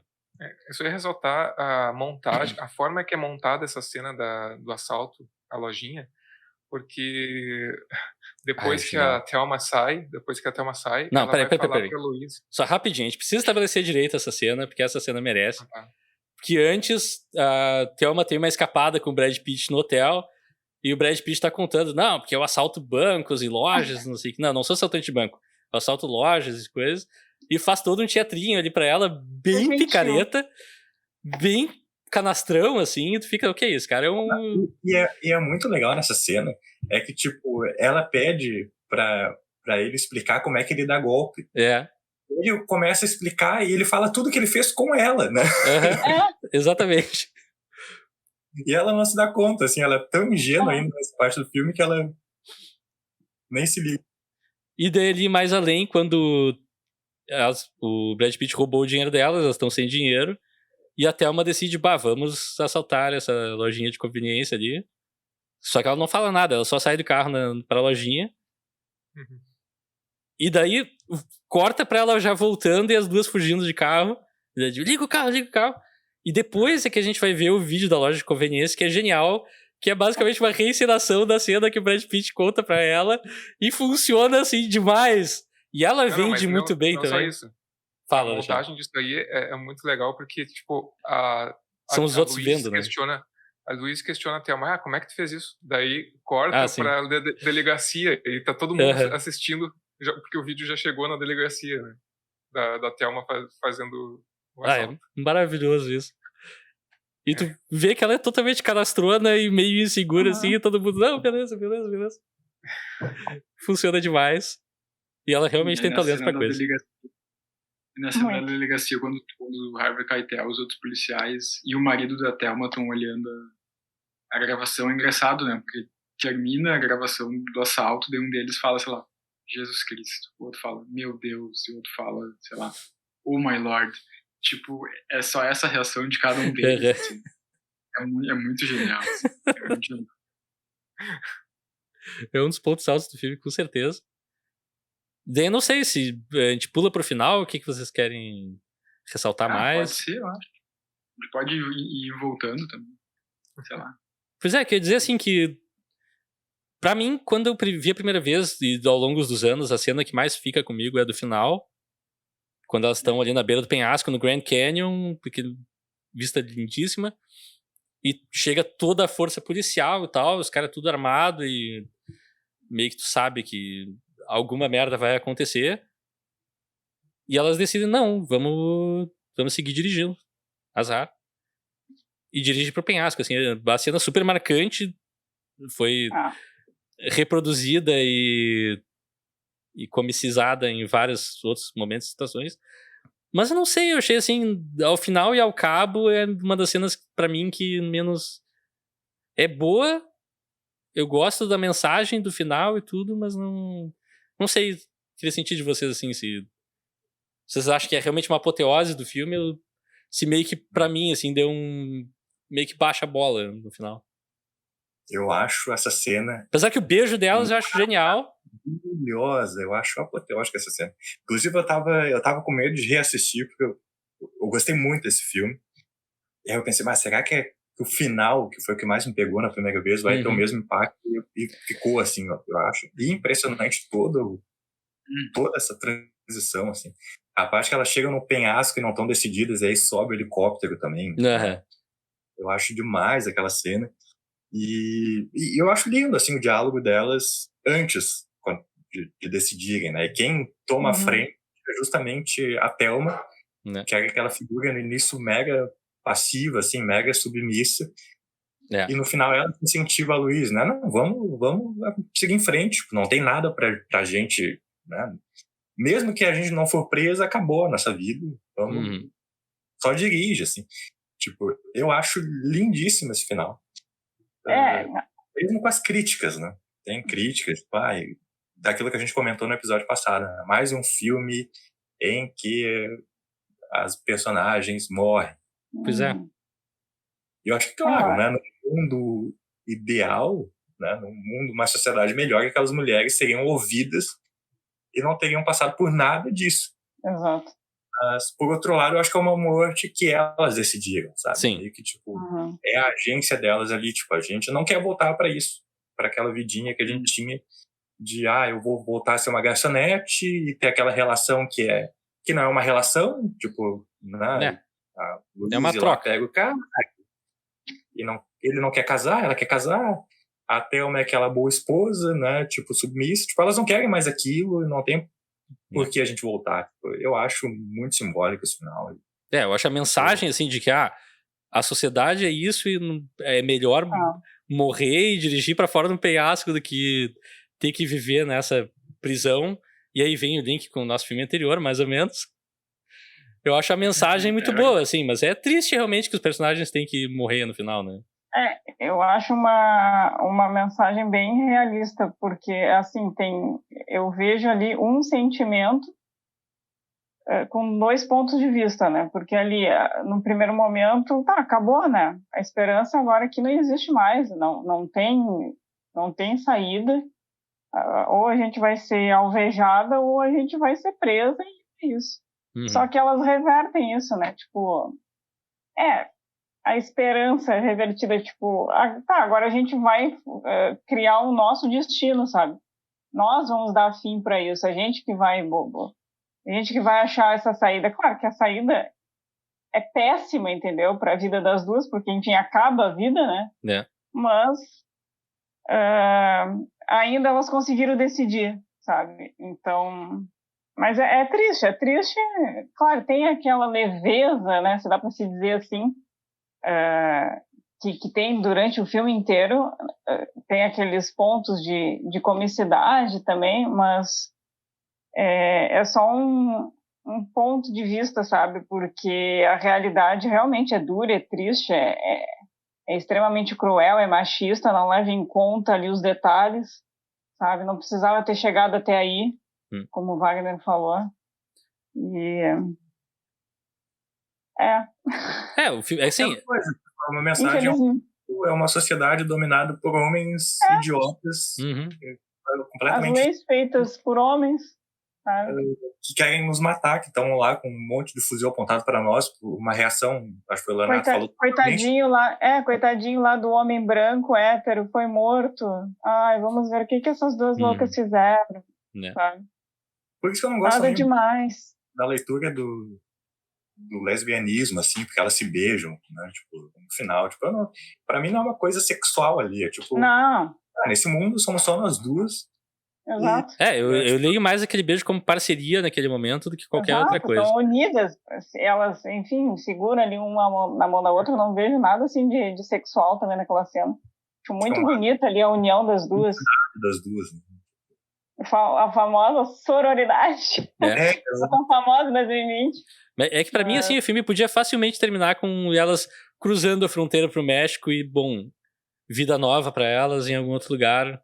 Fica na nossa imaginação o que poderia ser, né? Não seria um final tão icônico, obviamente.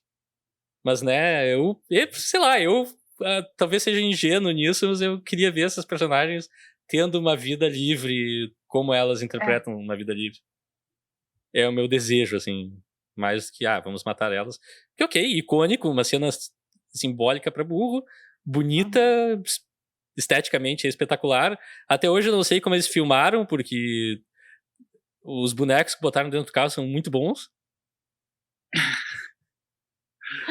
Falando assim do jeito realista, mas... Alexandre, acho que tu falou pouco sobre o final, vamos...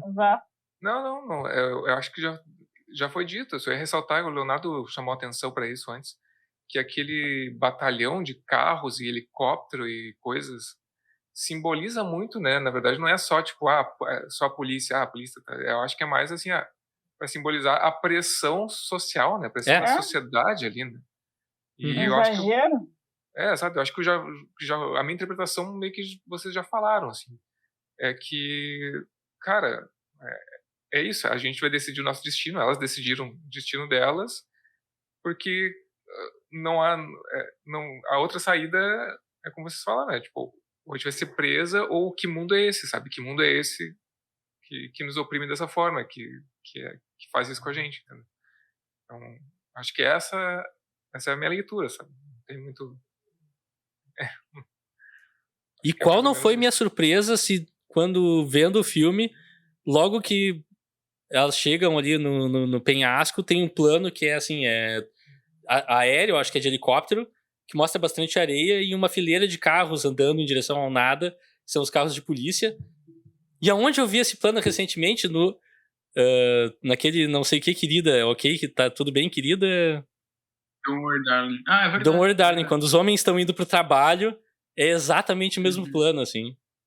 E me chamou a atenção. É um filme meio meia boca, mas o callback foi interessante. Mas segundo dizem, esse filme é uma colagem de vários outros, né? Tipo, é um pouco de Matrix, é um pouco... Não, enfim. Até é, mas hoje em dia o que não é, né? Eu acho essa uma crítica um pouco de mal... Não sei. Tudo é meio que um pastiche, cara. A gente tá na época do pastiche. Bom, com essa frase... A gente tá na época do pastiche. Mais uma das grandes frases do Rafael. Isso não tem nada a ver com o filme que a gente viu, né? Mas acho que a gente pode chegar no momento... Depois daquela frase obscena que não está no programa, nossos ouvintes não terão esse deleite de ouvi-lo. Alguém tá entrando quente na mix, Rafael. Ah. É fala técnica, pessoal. Mas enfim, vamos para conclusões finais. Thelma, Luiz, e o que vocês sentiram, assim, revendo? Eu vou me adiantar. Eu vou me adiantar e dizer que esse filme... Eu sou apaixonado por esse filme, é isso. Droga. Que nota tu dá? É de 10? 1 a 5? Como tu quiser. 10, maravilhoso. Me desperta o meu lado feminista, assim, ao máximo. Uhul. Eu tô com o Wagner, pra mim é um filme... Opa, desculpa, eu tô interrompendo, eu tô aqui roubando lugar de fala de todo mundo. Ditadura feminista, é isso aí. Tá me oprimindo. Então vai, Bibiana, vou deixar te oprimir e fala. Não, cara, esse filme é muito bom e eu não sei, vocês não vão sentir isso, obviamente, mas a gente se sente muito vingada, sabe? Em várias cenas, assim, a gente se sente muito... eu já tô falando por várias, eu tô falando por mim, eu me senti muito vingada, sabe? Não que... graças, né? Muitas das coisas que aconteceram ali no filme não aconteceram nunca comigo, mas a gente sabe que acontece direto, a sociedade é podre, e é uma sensação assim, né? Ao mesmo tempo de revolta e de alívio, sabe? Porque tu se sente vingada muitas das vezes. Enfim, mas é triste ao mesmo tempo, é triste porque 2023 a gente ainda tá vendo coisas acontecerem. Agora, por exemplo, né, o Daniel Alves preso, detido na Espanha por estupro, sabe? Já modificou 3 vezes o depoimento dele. A menina, enfim, disse que não quer ficar rica nem famosa em cima né, do que aconteceu, porque sempre colocam isso, né, em julgamento. Não quer ficar rica, né? Como se, enfim, né? Ninguém... Isso daí é uma coisa que eu sempre pensei, sabe? Quando tu é assaltado, né? Ninguém chega assim, tá, mas tem certeza que tu foi assaltado? Tem certeza que o ladrão levou teu celular? Nunca ninguém faz esse tipo de pergunta. Agora, quando uma mulher ela recebe assim, uma violência sexual, ninguém pergunta, mas tem certeza que tu foi? Não... Será que tu não tá enganada, sabe? É uma discrepância absurda, sabe? Tipo, uma pessoa toma um tiro, mas será mesmo que o cara atirou em ti? Sabe? Não existe esse tipo de pergunta, sabe? Então, enfim, é só pra fazer aí um paralelo e dizer que é triste, né? É triste porque a gente vê isso ainda hoje em dia. E que nota tu dá pro filme? 10. Muito bom. Eu não lembrava que ele era tão bom. Eu tinha gostado, mas eu não sabia que ele era tão bom. A gente tem que criar plaquinhas com números assim pra gente levantar, que é mais divertido, eu acho. Não, mas aí na versão de áudio não vai funcionar direito. Alexandre! Então, cara, o resumo do que eu já falei, assim, acho a segunda vez que eu vi o filme, eu achei que ele cresceu demais pra mim, assim, também porque eu vi quando eu era muito jovem, então hoje eu tive uma outra percepção. E, cara, assim, um dos grandes filmes da história do cinema, assim, um clássico, e por tudo que já foi dito aqui, pra mim, nota 10. Perfeito, até agora. Leonardo, você tem chance de discordar de todo mundo agora. Não, eu vou concordar com todo mundo, porque depois que eu vi o filme, uma das primeiras coisas que eu pensei eu vou dar nota 10 pra esse filme.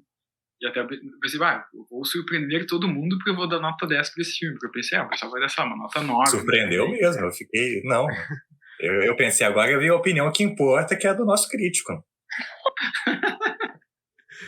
Não, ele não é nosso crítico, ele não representa o povo, Wagner. Aliás, eu queria agradecer que o Leonardo me convidou para este filme e agradecer ao Wagner que pensou neste filme. É verdade. Oprimida, né? Porque a gente tá super falando aqui de ditadura feminista, e aí são 4 homens, né, correndo mulher, assim, no filme. Conhece alguma mulher? Não, vamos fazer só nós. Bom, eu fiquei por último, eu ia ser o primeiro, mas me jogaram pro último lugar. Enfim, acontece, não tô bravo com ninguém, mas agora eu vou parecer muito... Pra criar moda, então, eu dou nota 9,999... Não, tô brincando, é 10. Esse é o filme nota 10 pra mim. Inclusive porque, assim, é a segunda vez que eu revejo também, assim como o Alexandre. E a primeira vez que eu vi foi no meu apartamento, 3 apartamentos atrás, em 90 e poucos, no VHS, sem entender metade do filme. E, cara, eu fiquei impressionado como eu lembrava praticamente todas as cenas do filme, em alguma maneira. Tipo assim, são muito poucos filmes que eu vejo tão pouco e lembro tão bem. Então isso... Não só isso, obviamente, o filme é espetacular de ver hoje, passa rápido. E como a Bibi falou, pra mim é meio que uma depressão se tu jogar iPhones na mão de todo mundo no elenco. Esse filme podia se passar hoje e não mudar praticamente nada. E isso é, ao mesmo tempo, legal de se ver uma mensagem assim tão à frente, ao mesmo tempo triste, porque 20 e tantos anos se passaram e pouco mudou. Mas é um filme essencial pra mim ainda, sobre vários aspectos. Então, assim, é definição de um nota 10. E só pra ressaltar, o que elas fazem não é crime, tá? Eu acho, é autodefesa, não tem nada a ver. Claro, não. Bom, enfim.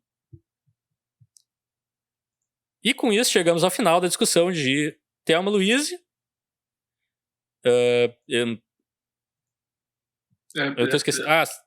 É que eu tô com a ordem das coisas confusa. Não. É indicação de filmes. Isso, filmes parecidos com Thelma e Louise. Eu vou abrir esse bloco, então, porque eu tenho a indicação mais esdrúxula. É um filme chamado Perseguição, que é Joyride em inglês, que é um filme no qual Paul Walker pega seu irmão pra dar uma volta de carro. Eles estão indo pra casa da namorada dele, ou buscar a namorada, que é a Lily Sobieski, do outro lado dos Estados Unidos. E no meio do caminho eles fazem um trote com um motorista de caminhão, fingindo ser mulheres ou algo assim, e o cara meio que começa a perseguir eles e vira um filme thriller super tenso. E assim, me lembrou porque é mais road movie, assim, também uma perseguição e... Enfim, eu acho um bom filme. Acho divertido, de 2001. Tá no HBO Max e no Star Plus. Então, se tiver qualquer um dos dois, vale a pena. 2 horinhas que passam rapidinho. Próximo da lista, quem quiser. Tá, vou eu então, porque depois eu vou fechar, né? Então, a minha indicação aqui, na verdade, não vai ser um filme parecido, porém é um filme que tem uma ligação, tem uma relação de elenco, e eu achei curioso indicar esse filme porque é de um diretor que está sendo muito comentado ultimamente aqui no podcast.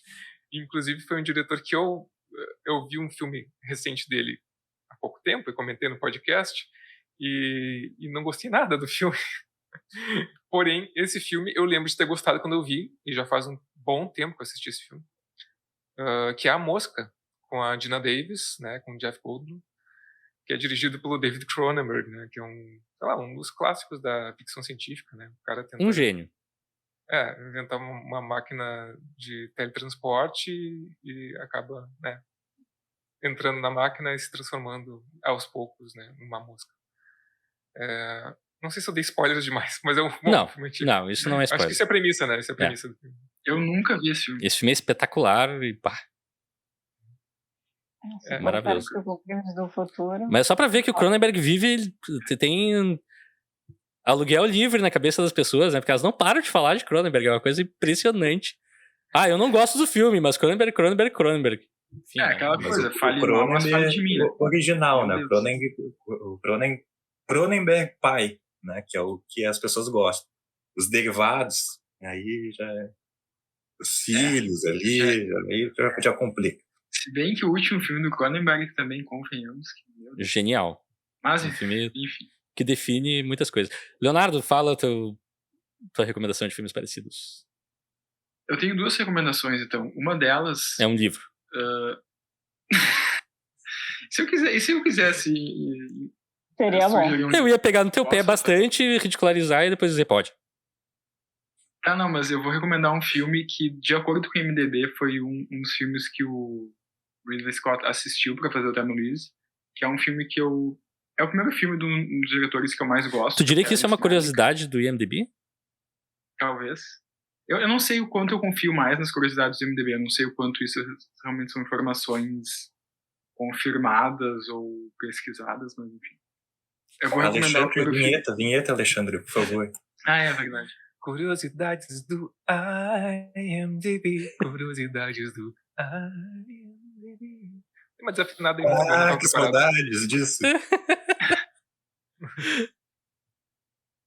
Enfim, eu vou recomendar um filme de 73, que é o primeiro filme do Terrence Malick, que também dirigiu A Árvore da Vida, Além da Linha Vermelha, que é o Badlands, eu acho que em português é Terra de Ninguém, com o Martin Sheen e a Sissy Spacek, que acho que é um bom diálogo com o Thelma e Louise, porque o Martin Sheen faz meio que um jovem meio psicopata assassino que embarca junto com a namorada dele, que é a Sissy Spacek, através dos Estados Unidos num carro e matando policiais que perseguem eles. É uma vibe diferente de Thelma e Louise, mas tem um bom diálogo assim, com o Thelma e Louise. E também recomendo um filme de 2005, que é um filme chamado, no Brasil é Estrela Solitária, em inglês é Don't Come Knocking, que é um filme do Wim Wenders, com o Sam Shepard, a Jessica Lange e o Tim Roth, que é o Sam Shepard faz um ator de western decadente que decide largar tudo e voltar para casa, e dele descobre que tem uma filha, tem um filho, ele volta para a cidade onde ele tinha uma ex-namorada, também é um road movie, bem interessante. Então, essas são as minhas 2 sugestões. Massa. Quem mais se habilita? Eu posso? Vai lá. Deve. Então, um filme que me veio logo na cabeça... Olha, vou ser bem sincera, faz tempo que eu vi esse filme, e foi uma vez só que gosto bastante. É um diretor que, ainda que seja homem, sabe falar, né, sobre mulheres. E tem uma cena específica no filme que eu não sei se é...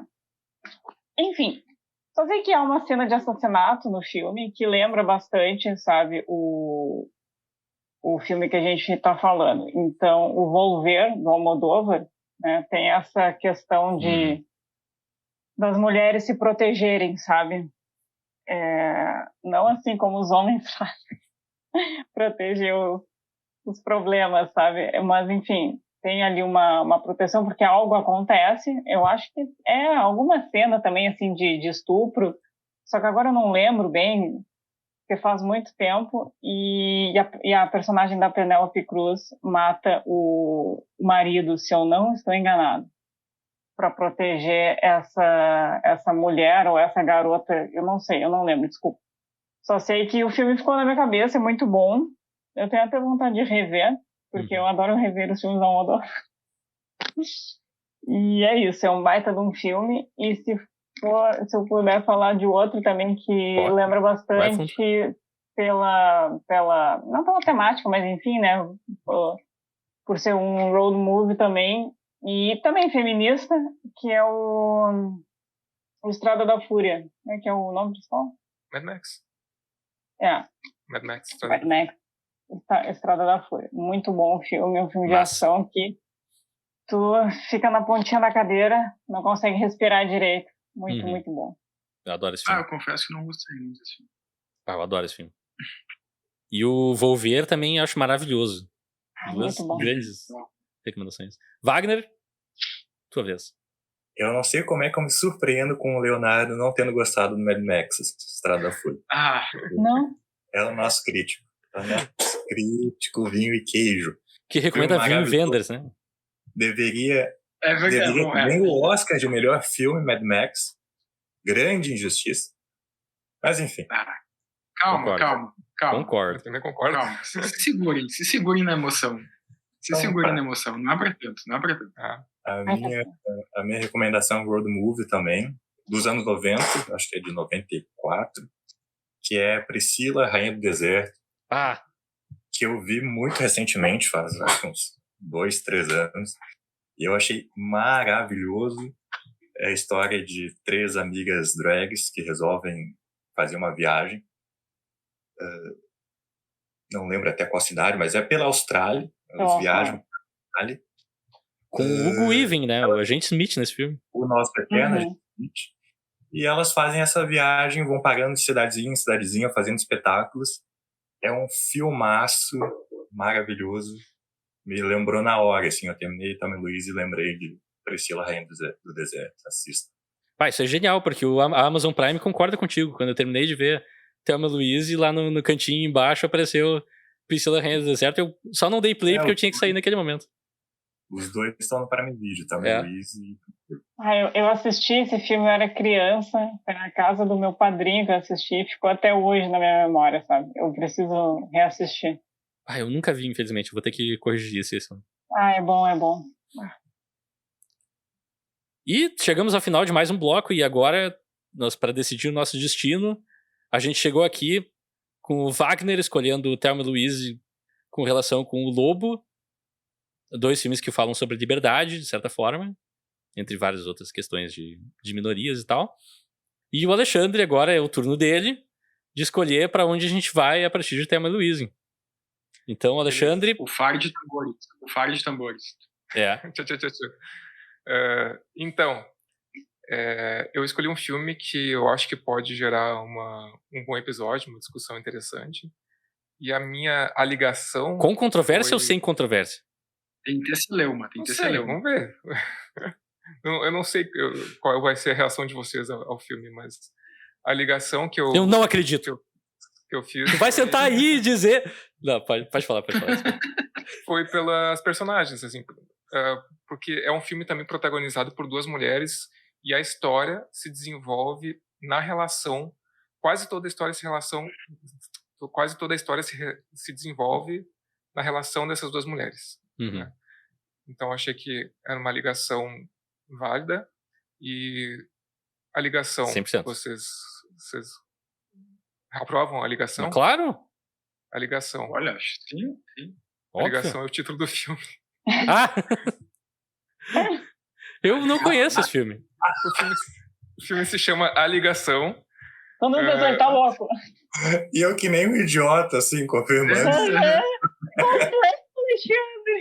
Filme coreano de 2020? Sul-coreano de 2020, tá na Netflix, eu acho. Eu quase dei play nesse filme só umas 14 vezes nos últimos 2 meses. E eu sempre dou pra trás no último momento, não sei porquê. É dirigido Parece por interessante. Lee Chung-eun. E, cara, a gente viu esse filme acho que faz 1 ou 2 anos. E tem umas coisas que eu acho que podem gerar bastante discussão. Não vou entrar agora. Eu não vou dar nem sinopse, tá? Porque isso aí fica pro próximo episódio. Eu já assisti o filme e eu também achei que daria um bom episódio. O Alexandre, obviamente, corretíssimo, por isso que ele é o melhor membro do podcast, né? Concorda comigo. Não, o melhor membro sou eu, que sou apresentador, né? Desculpa, vamos colocar as coisas nos eixos. Mas o Alexandre é um bom segundo colocado, concordo. Pô, valeu. Mas então... O Alexandre, valeu. Em vez de me xingar, o Alexandre com todo o direito de me mandar pra aquele lugar. Não, segundo lugar tá bom, cara. Porra! Que basicamente teu segundo... Bom, se contar só os integrantes originais, teu segundo colocado de 3, né? O que não é muito bom. Não, pode ser. Pior pra mim, porque sou o terceiro colocado de 3, mas enfim. Isso prova que ele é o primeiro lugar, porque ele deixa os outros ficarem em primeiro. É verdade. Boa perspectiva. Então, nós voltamos daqui a uma semana pra falar sobre A Ligação, um filme que eu tava louco pra ver e por algum motivo sempre desisti. Vocês podem seguir no Instagram e no YouTube, em @euqueroverofilme, sim, o @ funciona no YouTube também. E-mail, vocês podem nos mandar com perguntas, sugestões. Aliás, eu tinha uma pergunta pra fazer no começo do episódio. e esqueci, então vai ficar pro próximo episódio. Agora é tarde demais. Qual a pergunta? Faz agora. Faço agora? Então vamos fazer uma pergunta. Bloco pergunta da semana. Eu não sei aonde eu vi uma pergunta parecida, talvez em outro podcast, mas sobre jogos daí, e daí eu... antes da pergunta tem uma introdução, é isso? Tem. E daí eu pensei, cara, essa é uma pergunta interessante e eu queria realmente fazer, porque eu acho que, apesar de conhecer vocês já há algum tempo, eu não sei isso, tá? E assim, qual é o filme que vocês, ao longo da vida, não tiveram a oportunidade de ver no cinema, mas é um filme que, ou por motivo de ter sido lançado antes de vocês nascerem, ou por só não ter ido no cinema mesmo ver, pode ser qualquer motivo, de qualquer época. Mas qual filme que vocês não viram no cinema que vocês, assim, adorariam ter a oportunidade de ver no cinema pela primeira vez? Uma ótima pergunta. Mas muito difícil resposta, eu acho, pra pensar agora. Eu tenho uma resposta, pra mim é óbvio, é o Matrix 1, que eu só vi no VHS, e é um filme, assim, que eu acho que daria um braço pra estar no cinema em 99, com um público que não sabe o que tá vendo pela primeira vez, e ter aquele filme, né, passando, assim.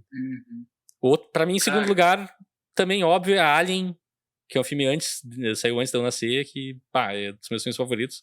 E no cinema deve ter sido uma experiência surreal, em 79, eu acho que saiu. Cara, tem dois filmes que me vieram à cabeça imediatamente. Cara, o primeiro é bem clichê, é o De Volta pro Futuro, que eu já falei várias vezes, que eu gosto muito. E, obviamente, quando ele foi lançado, eu nem sei se o primeiro... Não, acho que eu não era nascido quando foi lançado. Mas eu lembro também que muita gente relatou de experiências de assistir O Exorcista no cinema. Que o pessoal ficou muito impactado na época, né? Então talvez teria sido uma experiência interessante. Eu não sei se eu conseguiria administrar Exorcista no cinema, acho que é forte demais até pra mim. Esse filme me assusta até hoje. Pode falar, não. Eu acho que o meu seria Era Uma Vez no Oeste. É? Acho que sim. 3 horas e 45 minutos de areia e tiros. Não é 3 horas e 45 minutos, é umas 3 horas, 2 horas e meia. É bem Mas comprido. eu acho que seria esse. Mas é um excelente filme. Bom, um que me veio imediatamente à mente é um que eu poderia ter assistido e não quis ir, me arrependo amargamente, filme do ano passado, e aí vai mostrar o meu lado povão, que é o Top Gun Maverick. Uau! Eu poderia ter assistido, não fui. E aí perdi. É um filme que tem que ser visto no cinema, segundo o Tom Cruise. Eu acredito nele quando ele diz isso. Mas, tu acredita no Tom Cruise? Meu lado heterotop, assim, fala mais alto. E aí eu me arrependo. Mas tu viu depois o Top Gun? Não, nem Maverick? vi. Não. Qual é a graça de ver em casa? Tom Cruise não fez esse filme para ser visto em casa. É verdade. Então nem vê. Não vou ver. Perdi. Não vou ver. Esse negócio de muita propaganda militar, eu tenho resistência, assim. Até hoje eu não vi o primeiro Top Gun sequer. Eu também, Bibi? Eu nunca assisti o primeiro, mas dizem que o primeiro tem uma pegada super homoerótica, né? Pois é, isso me deixa curioso. Mas eu não sei se curioso o suficiente pra ver Top Gun. Muita coisa, né? E daí tem aquela música da trilha sonora que eu acho horrorosa, que é aquela pom, pom, pom, pom, pom, pom, pom, pom. Que... Bibi, tamo por ti. Então, assim, eu lembrei de 2 filmes específicos, mas um aqui eu não fui. Aliás, vocês me convidaram, não sei porquê. Não, na verdade eu sei porquê. Eu pensei, esse filme aí é o Homem Carro, eu não quero ver. Guerra Infinita. Não. Vingadores Guerra Infinita. Não, isso daí eu tenho certeza que eu não quero e não vou ver. Eu sei que você arrependeu, Primeiro, assim, lembrando de alguns filmes clássicos, obviamente, eu gostaria de ter visto no cinema, não era nascida, e um que eu lembro agora, que eu gosto muito, é Um Dia de Cão, tá, com Al Pacino. E, porque, enfim, né, existem vários filmes clássicos, e outro que justamente eu não fui no cinema, porque eu não sabia nada do filme, eu só sabia que tinha carro e homem. E aí eu disse, não vou gastar meu dinheiro com isso. Que foi o Drive, eu não vi no cinema e eu me arrependo muito. Escolha sábia. Não. Filme chato de ver no cinema. Chato. Foi um erro na minha biografia não ter ido ao cinema ver Drive. Cinema para pseudo-intelectuais. Então, esse filme é maravilhoso de ver no cinema. Esse filme é absurdo. Eu amo esse filme. Vocês podem nos seguir no Instagram e no YouTube, @euqueroverofilme. Vocês podem nos mandar e-mail com perguntas como essa, para ser respondida no ar e a gente debater por alguns minutos, segundos, talvez até horas, não sei, dependendo da pergunta. Pode ser um episódio inteiro. Em euqueroverofilme, @gmail.com. Você pode encontrar esse podcast onde podcasts são encontrados. Por favor, nos avaliem lá, deem 5 estrelas. 4 não vai funcionar, tá? O botão fica quebrado ali. Só 5 que funciona. Sigam a gente no YouTube, no Spotify, onde preferir. Se quiser seguir em todos os lugares também, eu não vou reclamar. Nos deem um apoio que a gente está precisando, deem likes, ativem os sinos, falem para amigos, conhecidos, parceiros e inimigos. E até a semana que vem. Alguém tem uma mensagem de despedida importante, alguma coisa? Vamos dirigir esse podcast para fora de um penhasco? Ditadura feminista. Isso aí. Vida longa, matriarcado. Não, acho que não é uma boa ideia também. Vida longa, matriarcado. É o feminismo. E é o socialismo. Por favor. E sobe música.